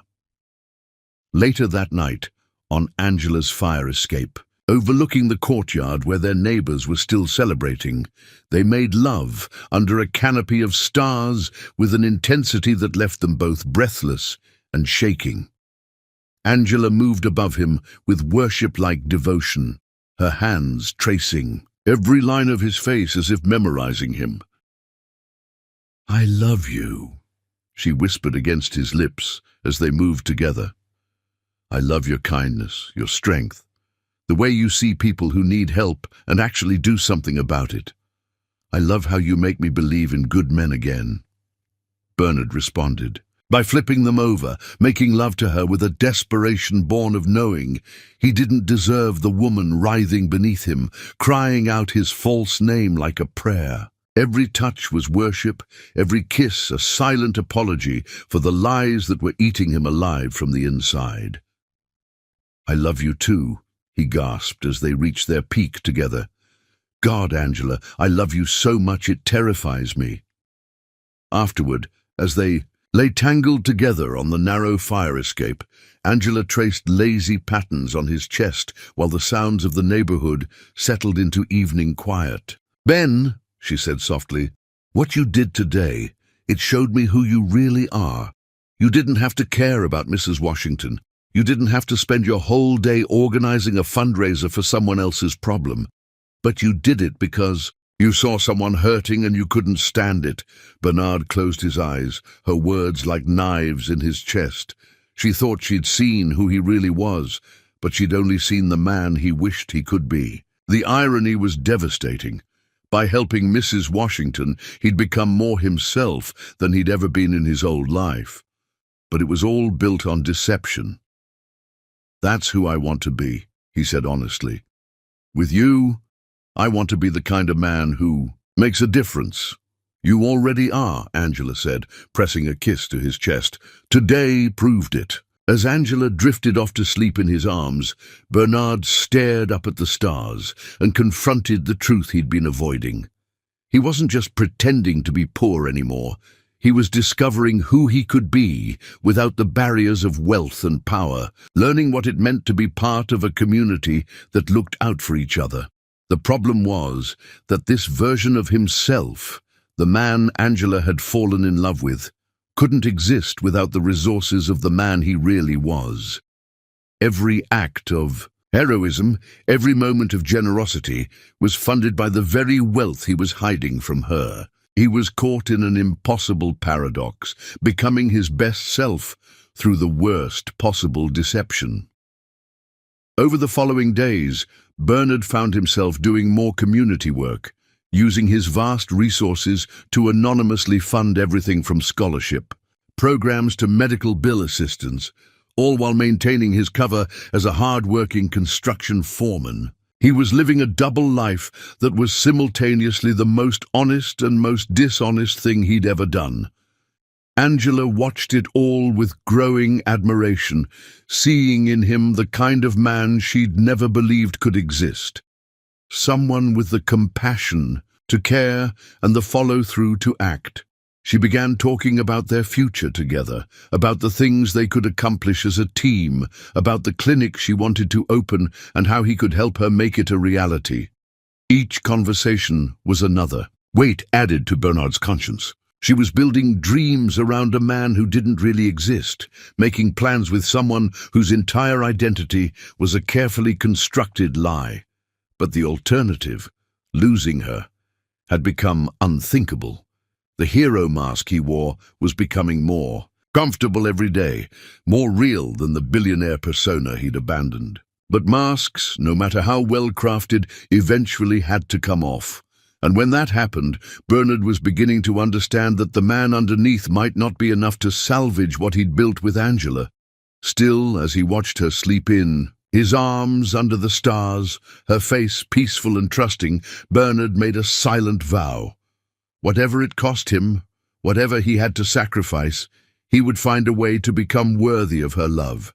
He would make the hero mask real, even if it meant destroying everything else he'd ever been, because Angela Morris had shown him who he could be, and he'd rather die than disappoint her. Chapter 7. Promises Written in Stars. 3 months into their relationship, Bernard had mastered the art of living 2 lives.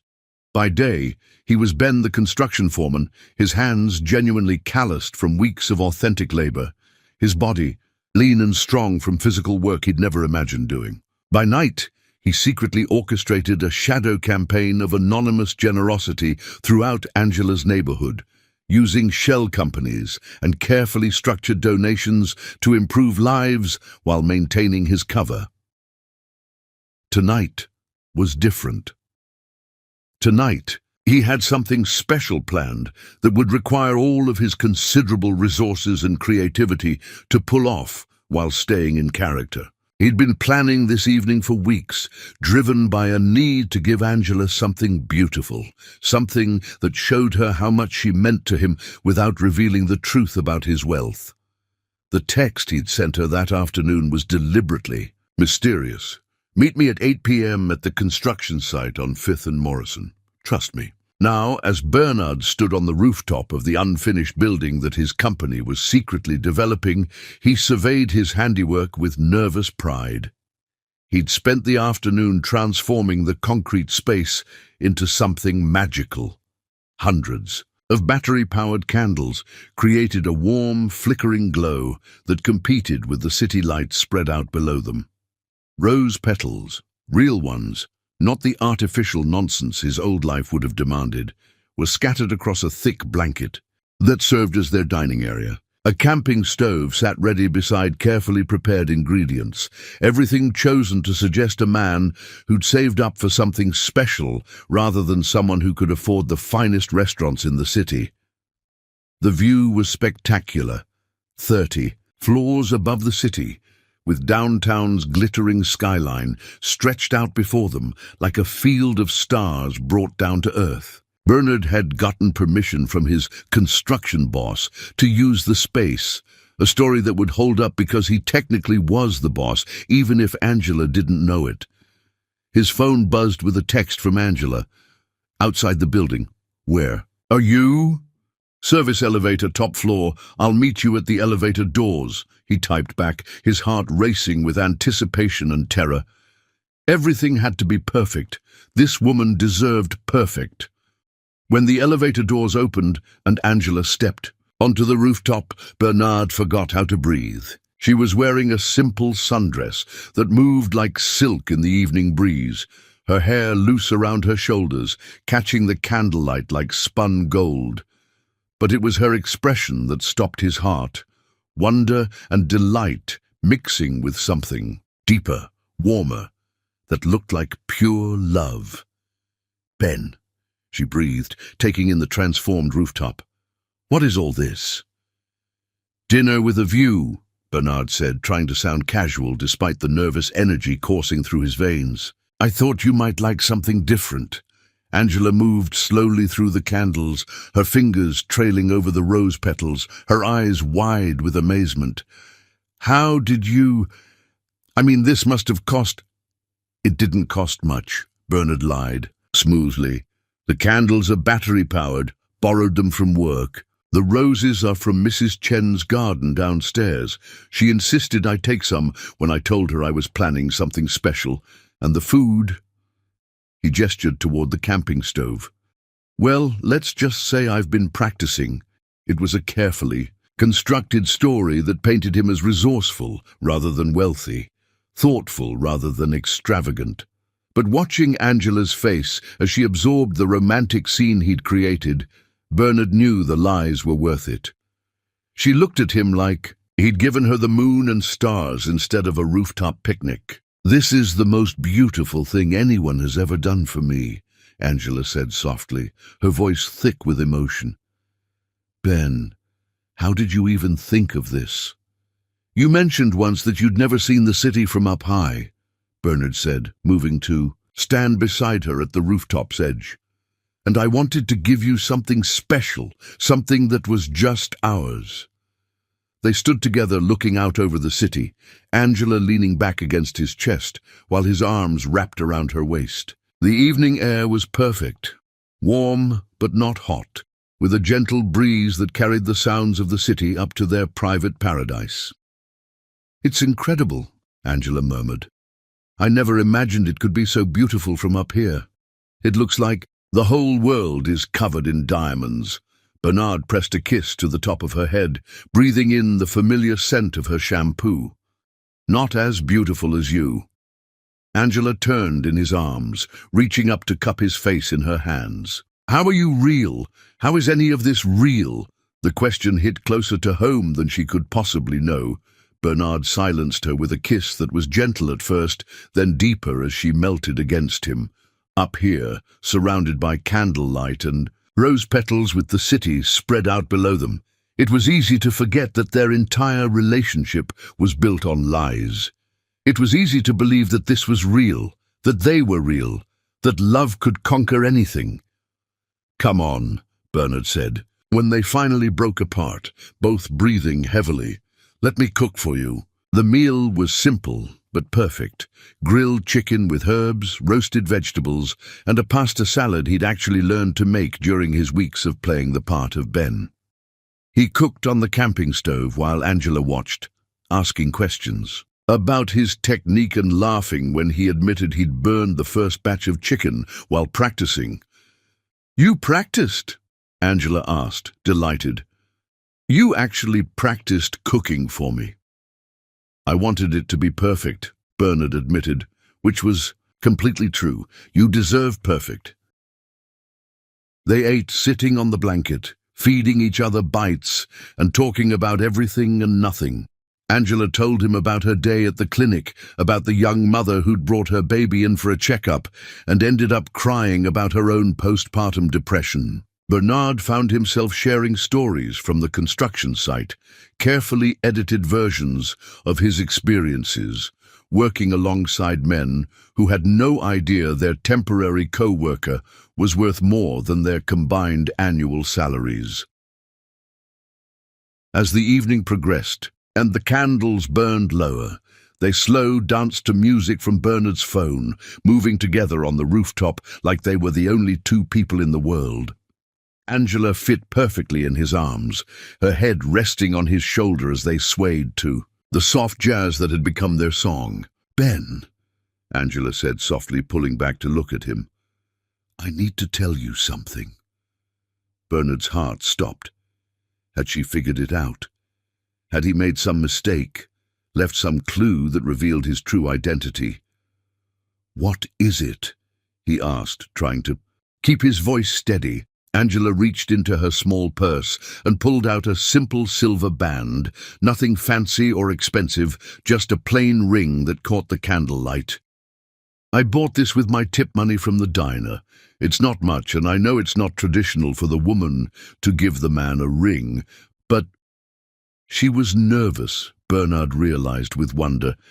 This strong, confident woman was actually nervous about giving him a gift. "It's a promise ring," Angela continued, her words coming faster as her nervousness grew. "A promise that someday, when we can afford it, when we've saved up enough, maybe we could think about getting married. If you want to, I mean, if you think we could have a future together." Bernard stared at the simple silver band, his vision blurring with tears he didn't even realize were falling.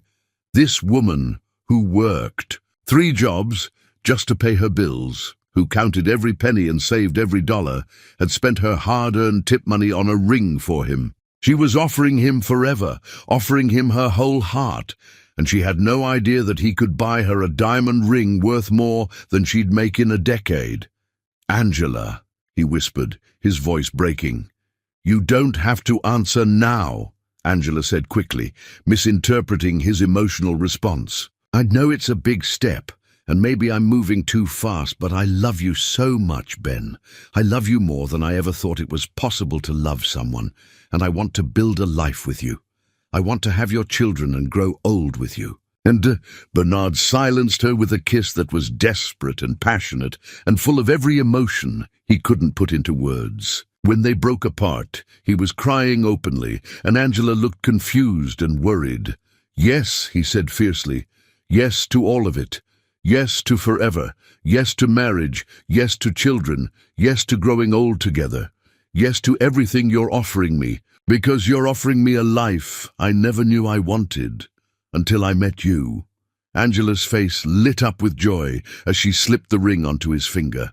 It was too small for his ring finger, so she put it on his pinky, laughing through her own tears. It fits, she said with wonder. It actually fits. It's perfect, Bernard said, looking down at the simple band that meant more to him than every expensive piece of jewelry he'd ever owned. You're perfect. They made love under the stars with a passion that bordered on desperate, both of them, crying with the intensity of their connection.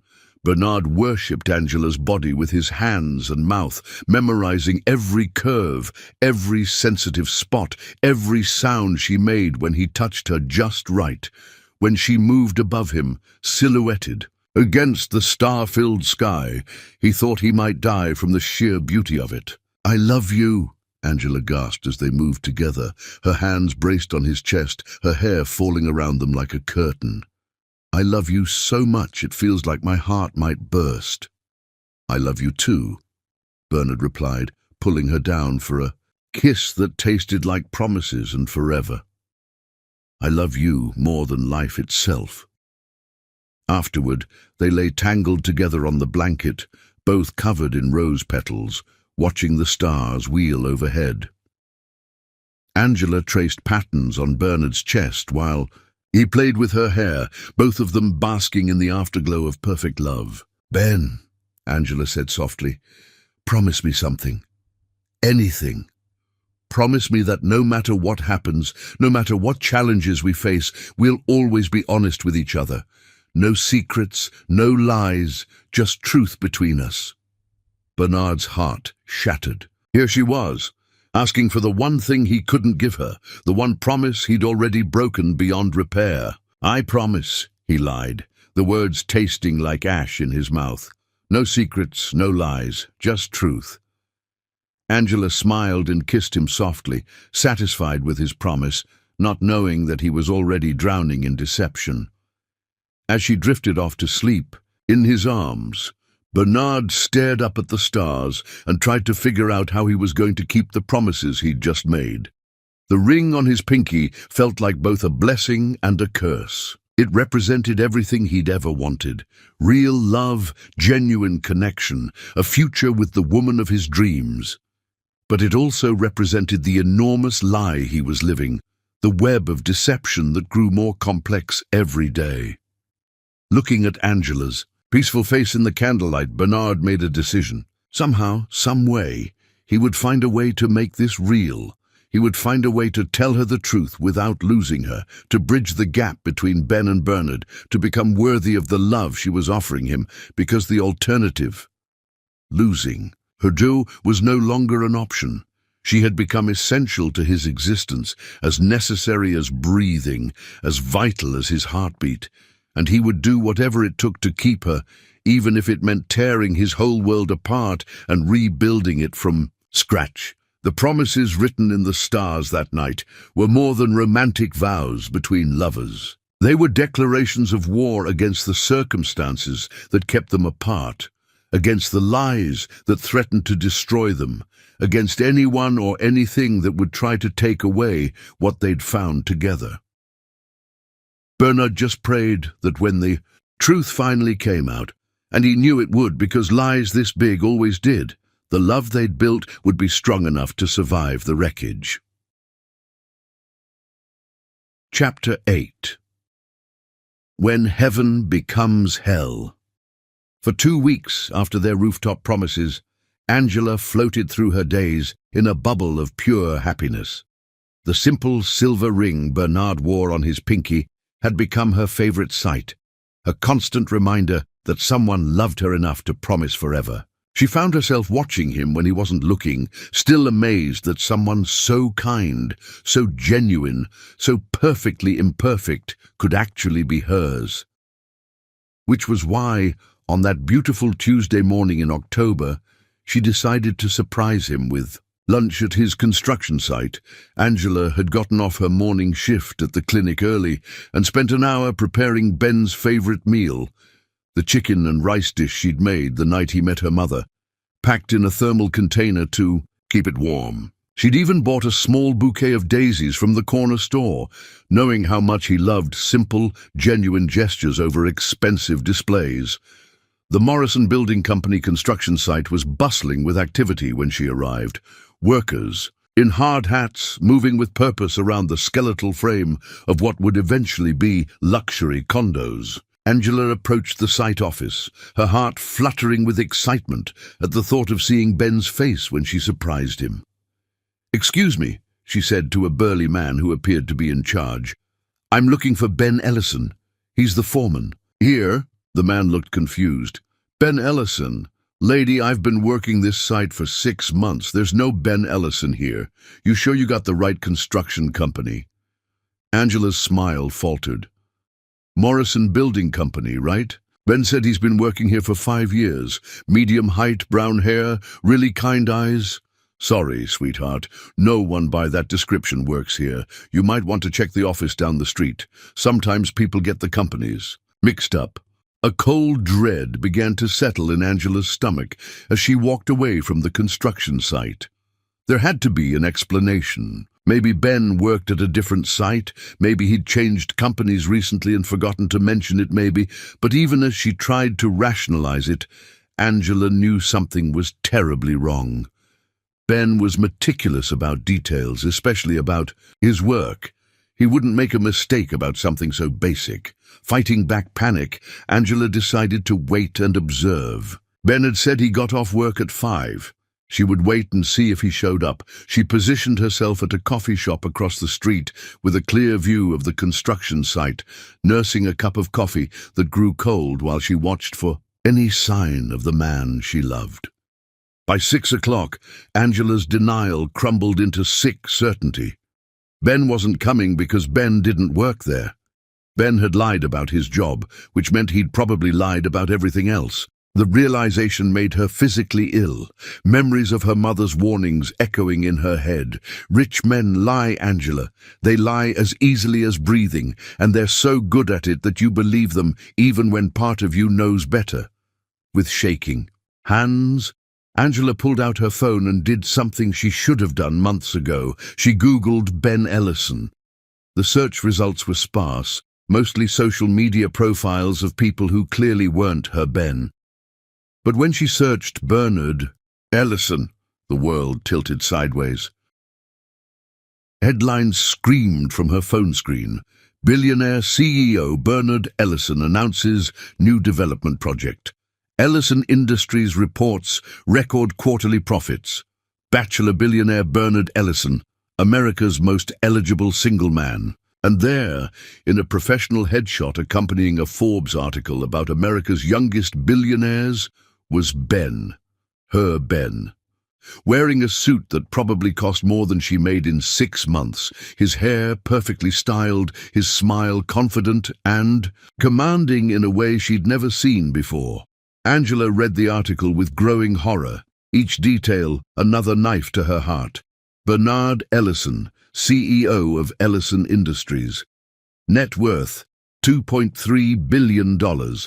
Heir to one of America's largest fortunes. Owner of properties in New York, Los Angeles, and Miami. Recently purchased Morrison Building Company as part of his real estate expansion. Morrison Building Company. The company where Ben supposedly worked as a foreman. The company that Bernard Ellison owned. Angela's hands were shaking so violently she could barely hold her phone. Everything was a lie. Everything. His job, his apartment, his struggles with money, his understanding of what it meant to live paycheck to paycheck. All of it was an elaborate fiction designed to deceive her. But why? What could a billionaire possibly want from a nurse who worked 3 jobs just to pay her bills?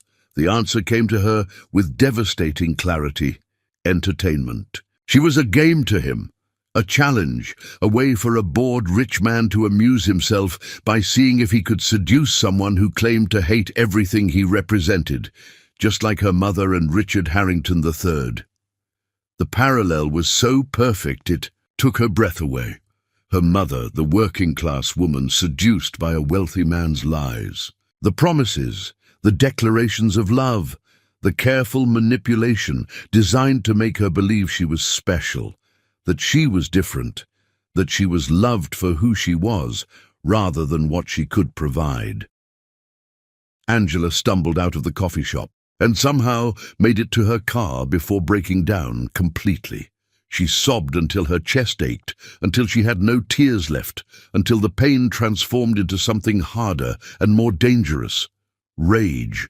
She was going to confront him. She was going to look Bernard Ellison in the eye and let him know exactly what she thought of his little game. But first, she needed to see the extent of his deception for herself. The drive to downtown took 45 minutes, during which Angela's shock gave way to a cold, burning anger that felt like swallowing acid. By the time she pulled up in front of the gleaming glass tower that housed Ellison Industries, she was operating on pure fury. The building was everything she'd expected: marble floors, crystal chandeliers, the kind of ostentatious wealth that screamed power and privilege. Angela felt underdressed in her simple nurse's uniform, but she held her head high as she approached the reception desk. "I'm here to see Bernard Ellison," she said, surprised by how steady her voice sounded. The receptionist looked her up and down with barely concealed disdain. "Do you have an appointment? Tell him Angela Morris is here to see him. He'll want to see me." After a whispered phone call, the receptionist's attitude changed to professional courtesy. "Mr. Ellison will see you now, 38th floor, corner office." The elevator ride felt like ascending to her own execution. Angela watched the numbers climb, each floor taking her further from the world she knew and deeper into the realm of wealth and power that had destroyed her family once before. The elevator opened onto a reception area that probably cost more than most people's houses. Floor-to-ceiling windows offered a breathtaking view of the city, and Angela realized with sick irony that she was looking down on the neighborhood where she lived, where Ben had pretended to struggle alongside her. "Ms. Morris," a perfectly groomed assistant appeared. "Mr. Ellison is waiting for you." The corner office was obscenely large, dominated by a massive desk and surrounded by windows that made the city look like a toy set. And there, standing with his back to her looking out at his empire, was the man she'd thought she knew. "Hello, Angela," Bernard said without turning around. His voice was different, more polished, more controlled, lacking the warmth and slight roughness she'd come to love.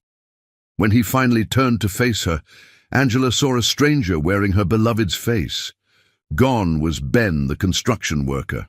In his place stood Bernard Ellison, billionaire CEO, wearing a suit that cost more than her rent, his hair perfectly styled, his posture radiating the kind of confidence that only came from having unlimited power. "You lied to me," Angela said, her voice barely above a whisper, "about everything." "Angela, let me explain." "Explain what?" The words exploded out of her with all the force of her shattered heart. "Explain how you've been playing games with my life. Explain how you thought it would be amusing to see if you could fool the poor little nurse into falling in love with a construction worker." "It wasn't like that," Bernard said, moving toward her with his hands raised as if approaching a wounded animal. "I never meant for it to go this far. I never meant to fall in love with you." "Fall in love with me?" Angela laughed, but there was no humor in it, only pain so deep it felt like dying. You don't even know me. You fell in love with the idea of slumming it with someone beneath your station. You fell in love with your own performance. That's not true, Bernard said desperately. What we have is real, Angela. My feelings for you are real. Real. Angela pulled the promise ring from her purse. The simple silver band she'd bought with her tip money, the symbol of everything she'd thought they were building together. This ring cost me 3 weeks of tips. 3 weeks of 12-hour shifts, of smiling at customers who treated me like garbage, of walking to work because I couldn't afford gas. And you probably spend more than that on a single lunch. She threw the ring at him, watching it bounce off his expensive suit and fall to the marble floor with a tiny, meaningless sound. You want to know what's real? Angela continued, her voice growing stronger with each word. What's real is that you're exactly like him, exactly like Richard Harrington III, the man who destroyed my mother's life. You're the same kind of predator who gets off on making poor women believe they're special, that they're loved, that they matter. I'm nothing like him, Bernard said, his face pale. Angela, please, you have to listen to me. No, I don't, Angela shot back. I don't have to listen to another word from your lying mouth. You want to know the really funny part? I actually believed you understood me. I thought you got what it was like to struggle, to worry about money, to work hard for everything you have. But you were just playing dress-up, weren't you? Playing poor, like it's some kind of costume you can take off when you get bored. Everything I felt for you was real, Bernard said, his voice breaking. Every moment we spent together, every time I told you I loved you. Stop, Angela whispered, pressing her hands to her ears. Just stop. I can't bear to hear any more. Lies! She turned toward the door, needing to escape before she broke down completely in front of him. But Bernard's voice stopped her. Angela, wait, please, give me a chance to make this right. She turned back to look at him one last time. This man who had been everything to her just an hour ago. Now he looked like what he'd always been, a stranger wearing the face of her dreams. Make it right. Angela's voice was quiet, deadly. You want to make it right? Then go back to your world of private jets and board meetings and leave people. Like me alone. Stop playing games with hearts you don't understand and lives you'll never have to live. She paused at the door, needing to say one more thing, needing to make sure he understood exactly what he'd done to her. You know what the worst part is, Bernard? It's not that you lied to me about who you are. It's that you made me believe in love again. You made me think that maybe my mother was wrong, that maybe there were good men in the world who could love someone for who they are instead of what they can provide. You gave me hope, and then you crushed it. Angela's voice broke. On the last words, tears finally spilling over, despite her determination not to cry in front of him. I hope your money keeps you warm at night, she said, her voice barely audible, because love never will again. She walked out of his office, out of his building, out of his life, leaving Bernard standing alone among the ruins of everything that had ever meant anything to him. The promise ring lay forgotten on the marble floor. A tiny circle of silver that had once represented forever, but now looked as meaningless as everything else in his expensively empty world. As Angela drove home through the city streets, she felt like she was dying from the inside out. The man she'd loved didn't exist. Ben had never existed. He was just a character Bernard Ellison had played, a role he'd performed so convincingly that she'd given him her whole heart. And now she had to figure out how to live with the pieces of what was left. Chapter 9. Beautiful Destruction. The first month after Angela walked out of his life, Bernard existed in a haze of whiskey and self-loathing that alarmed even his most hardened business associates. The man who had once commanded boardrooms, with surgical precision now sat through meetings in expensive suits that hung loose on his rapidly shrinking frame, his eyes hollow and unfocused, making reckless decisions. His penthouse apartment became a monument to his destruction. Empty bottles of premium scotch lined the kitchen counter like soldiers of his despair. He hadn't shaved in weeks, hadn't eaten a proper meal since the day Angela threw her promise ring at his feet and walked out forever. The ring. Bernard kept it in his jacket pocket now.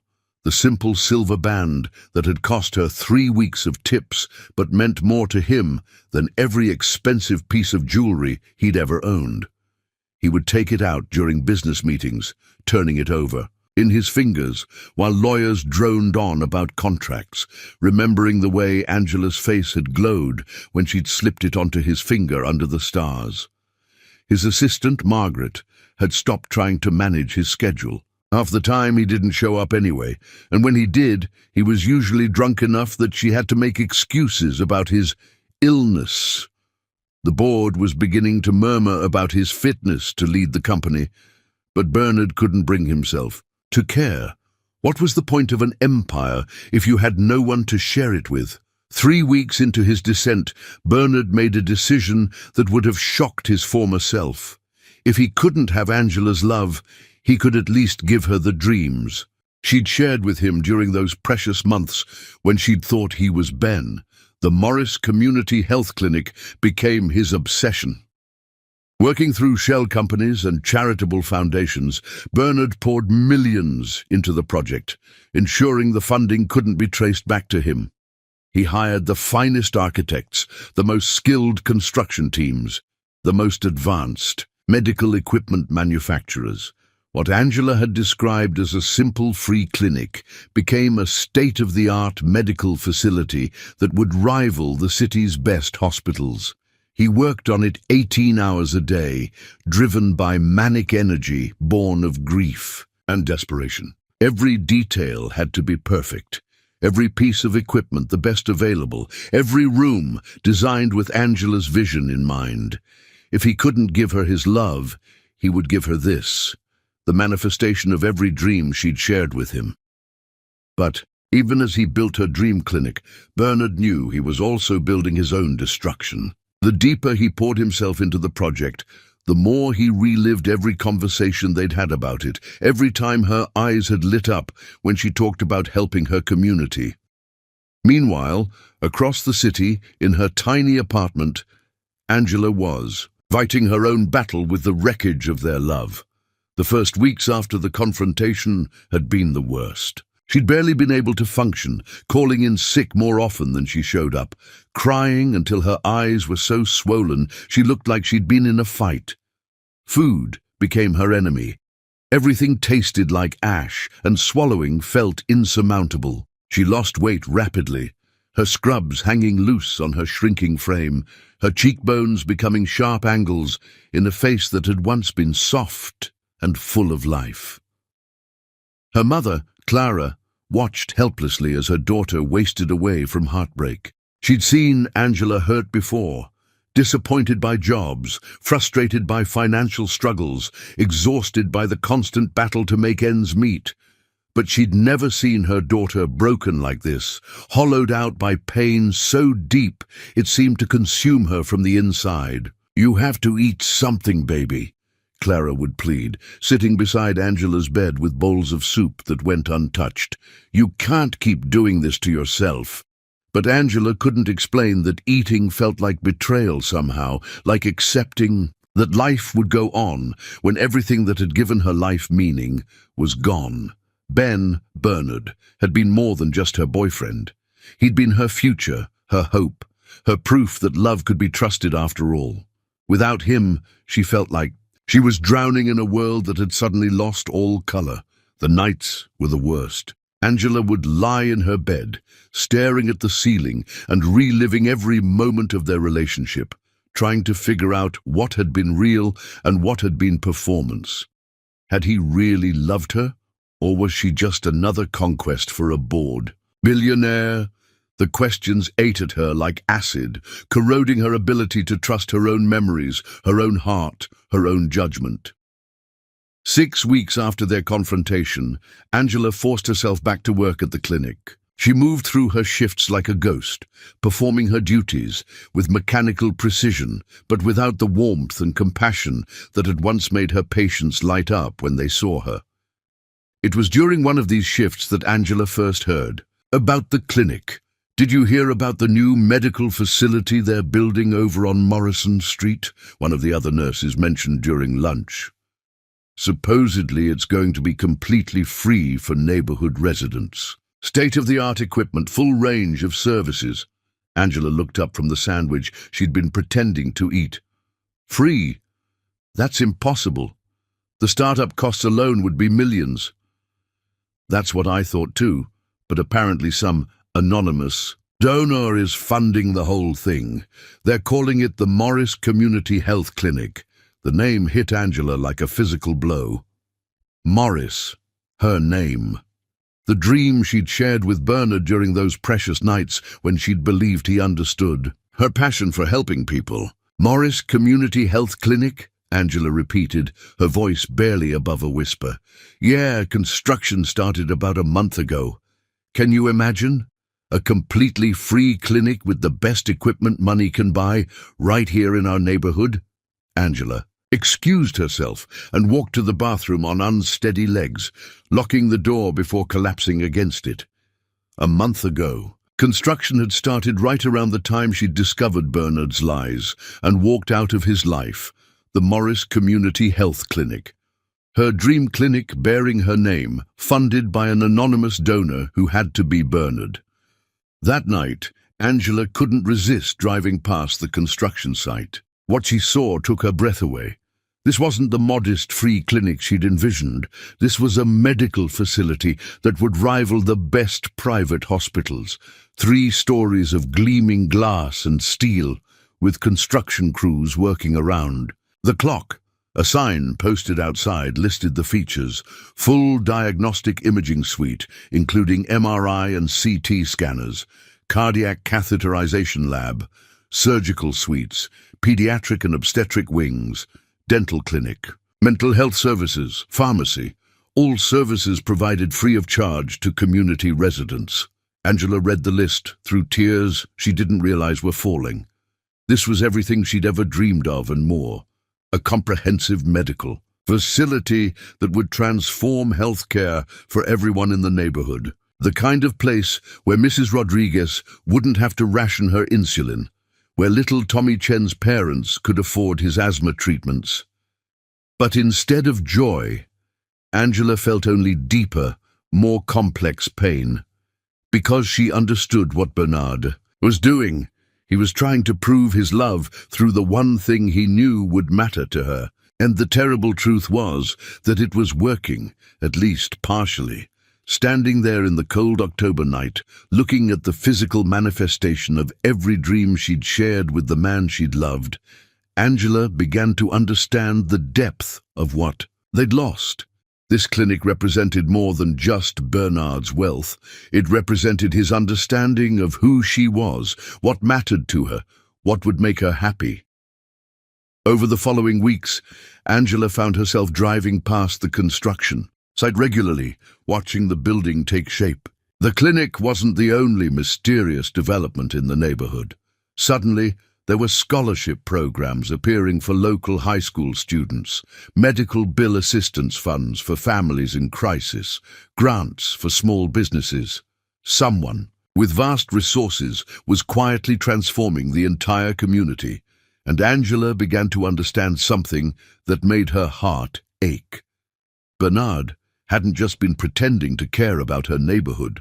Somehow, through their relationship, he'd genuinely come to understand what mattered to her, and he was acting on that understanding even after she'd rejected him. 3 months after their breakup, Angela's mother had a heart attack. Clara collapsed. At work, clutching her chest as pain radiated down her left arm. She was rushed to the private cardiac center across town that had the best heart specialists in the city. Angela arrived to find her mother already in surgery, having received immediate comprehensive care that their insurance should never have covered. The cardiac surgeon who met with her afterward was one of the most renowned in the country. "Your mother is very lucky," the surgeon told Angela.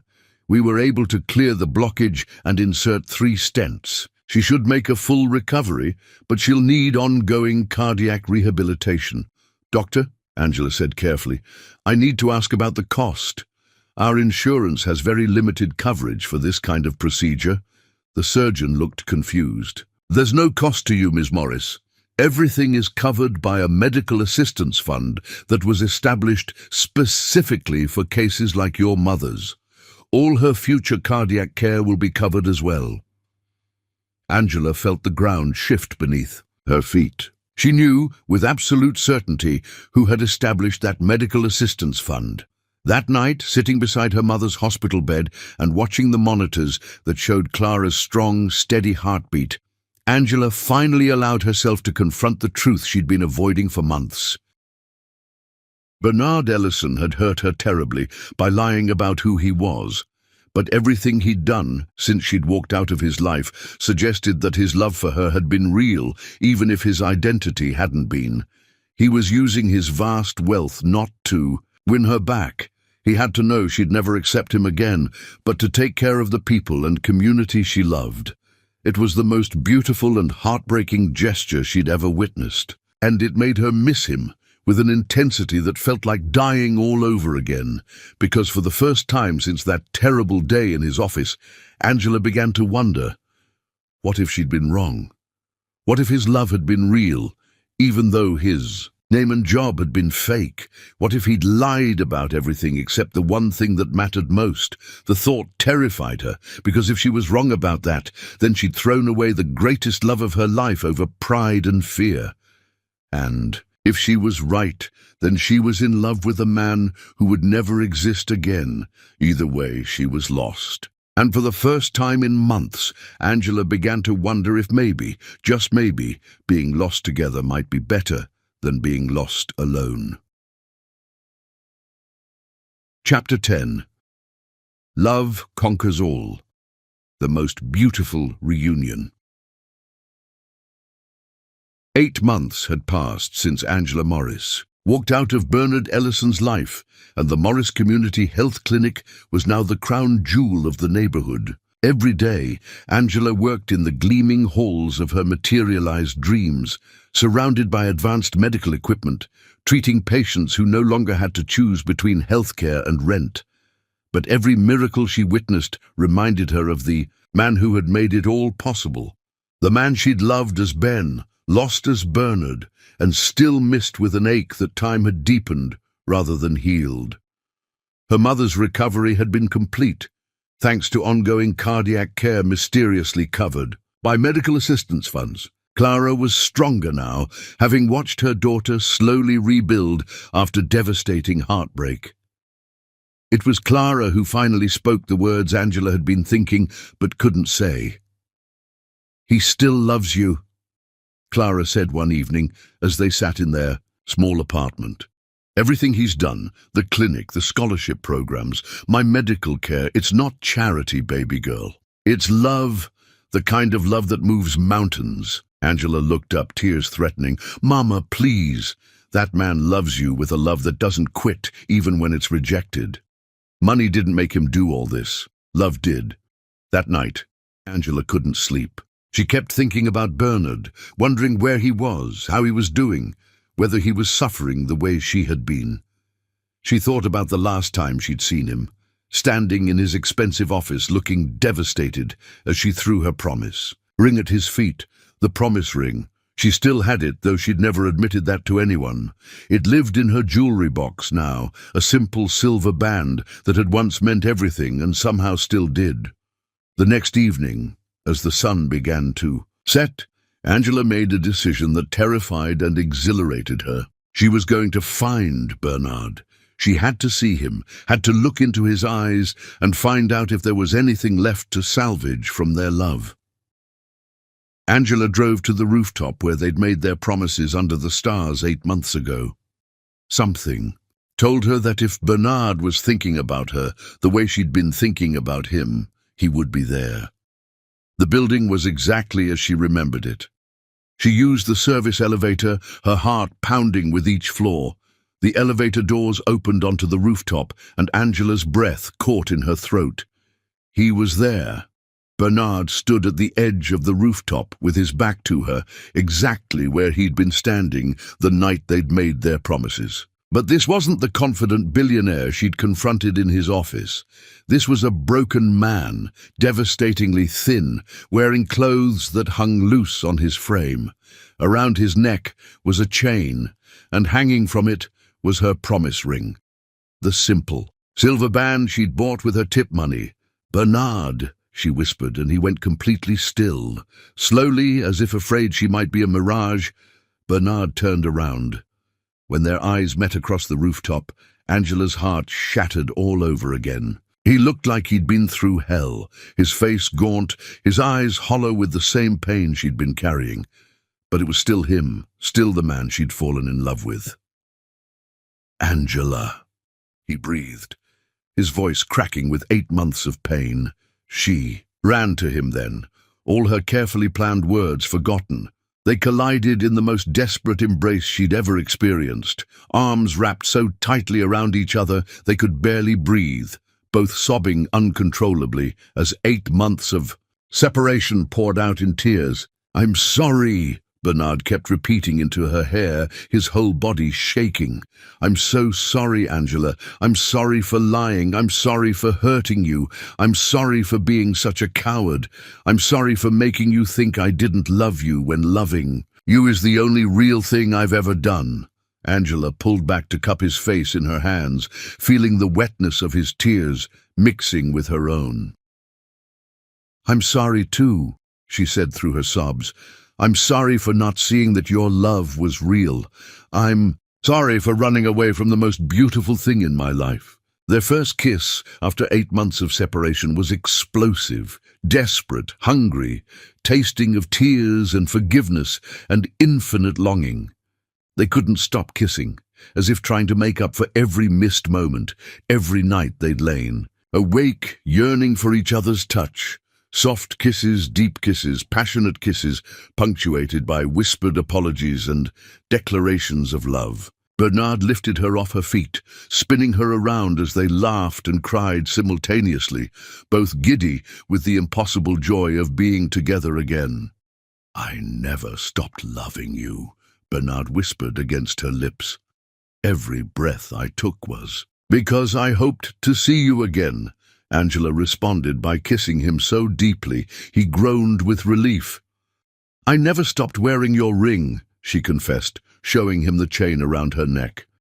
"Even when I hated you, I couldn't take it off." They sank to their knees on the rooftop floor, unable to let go of each other, kissing between every word, hands roaming over faces and bodies as if to confirm this wasn't a dream.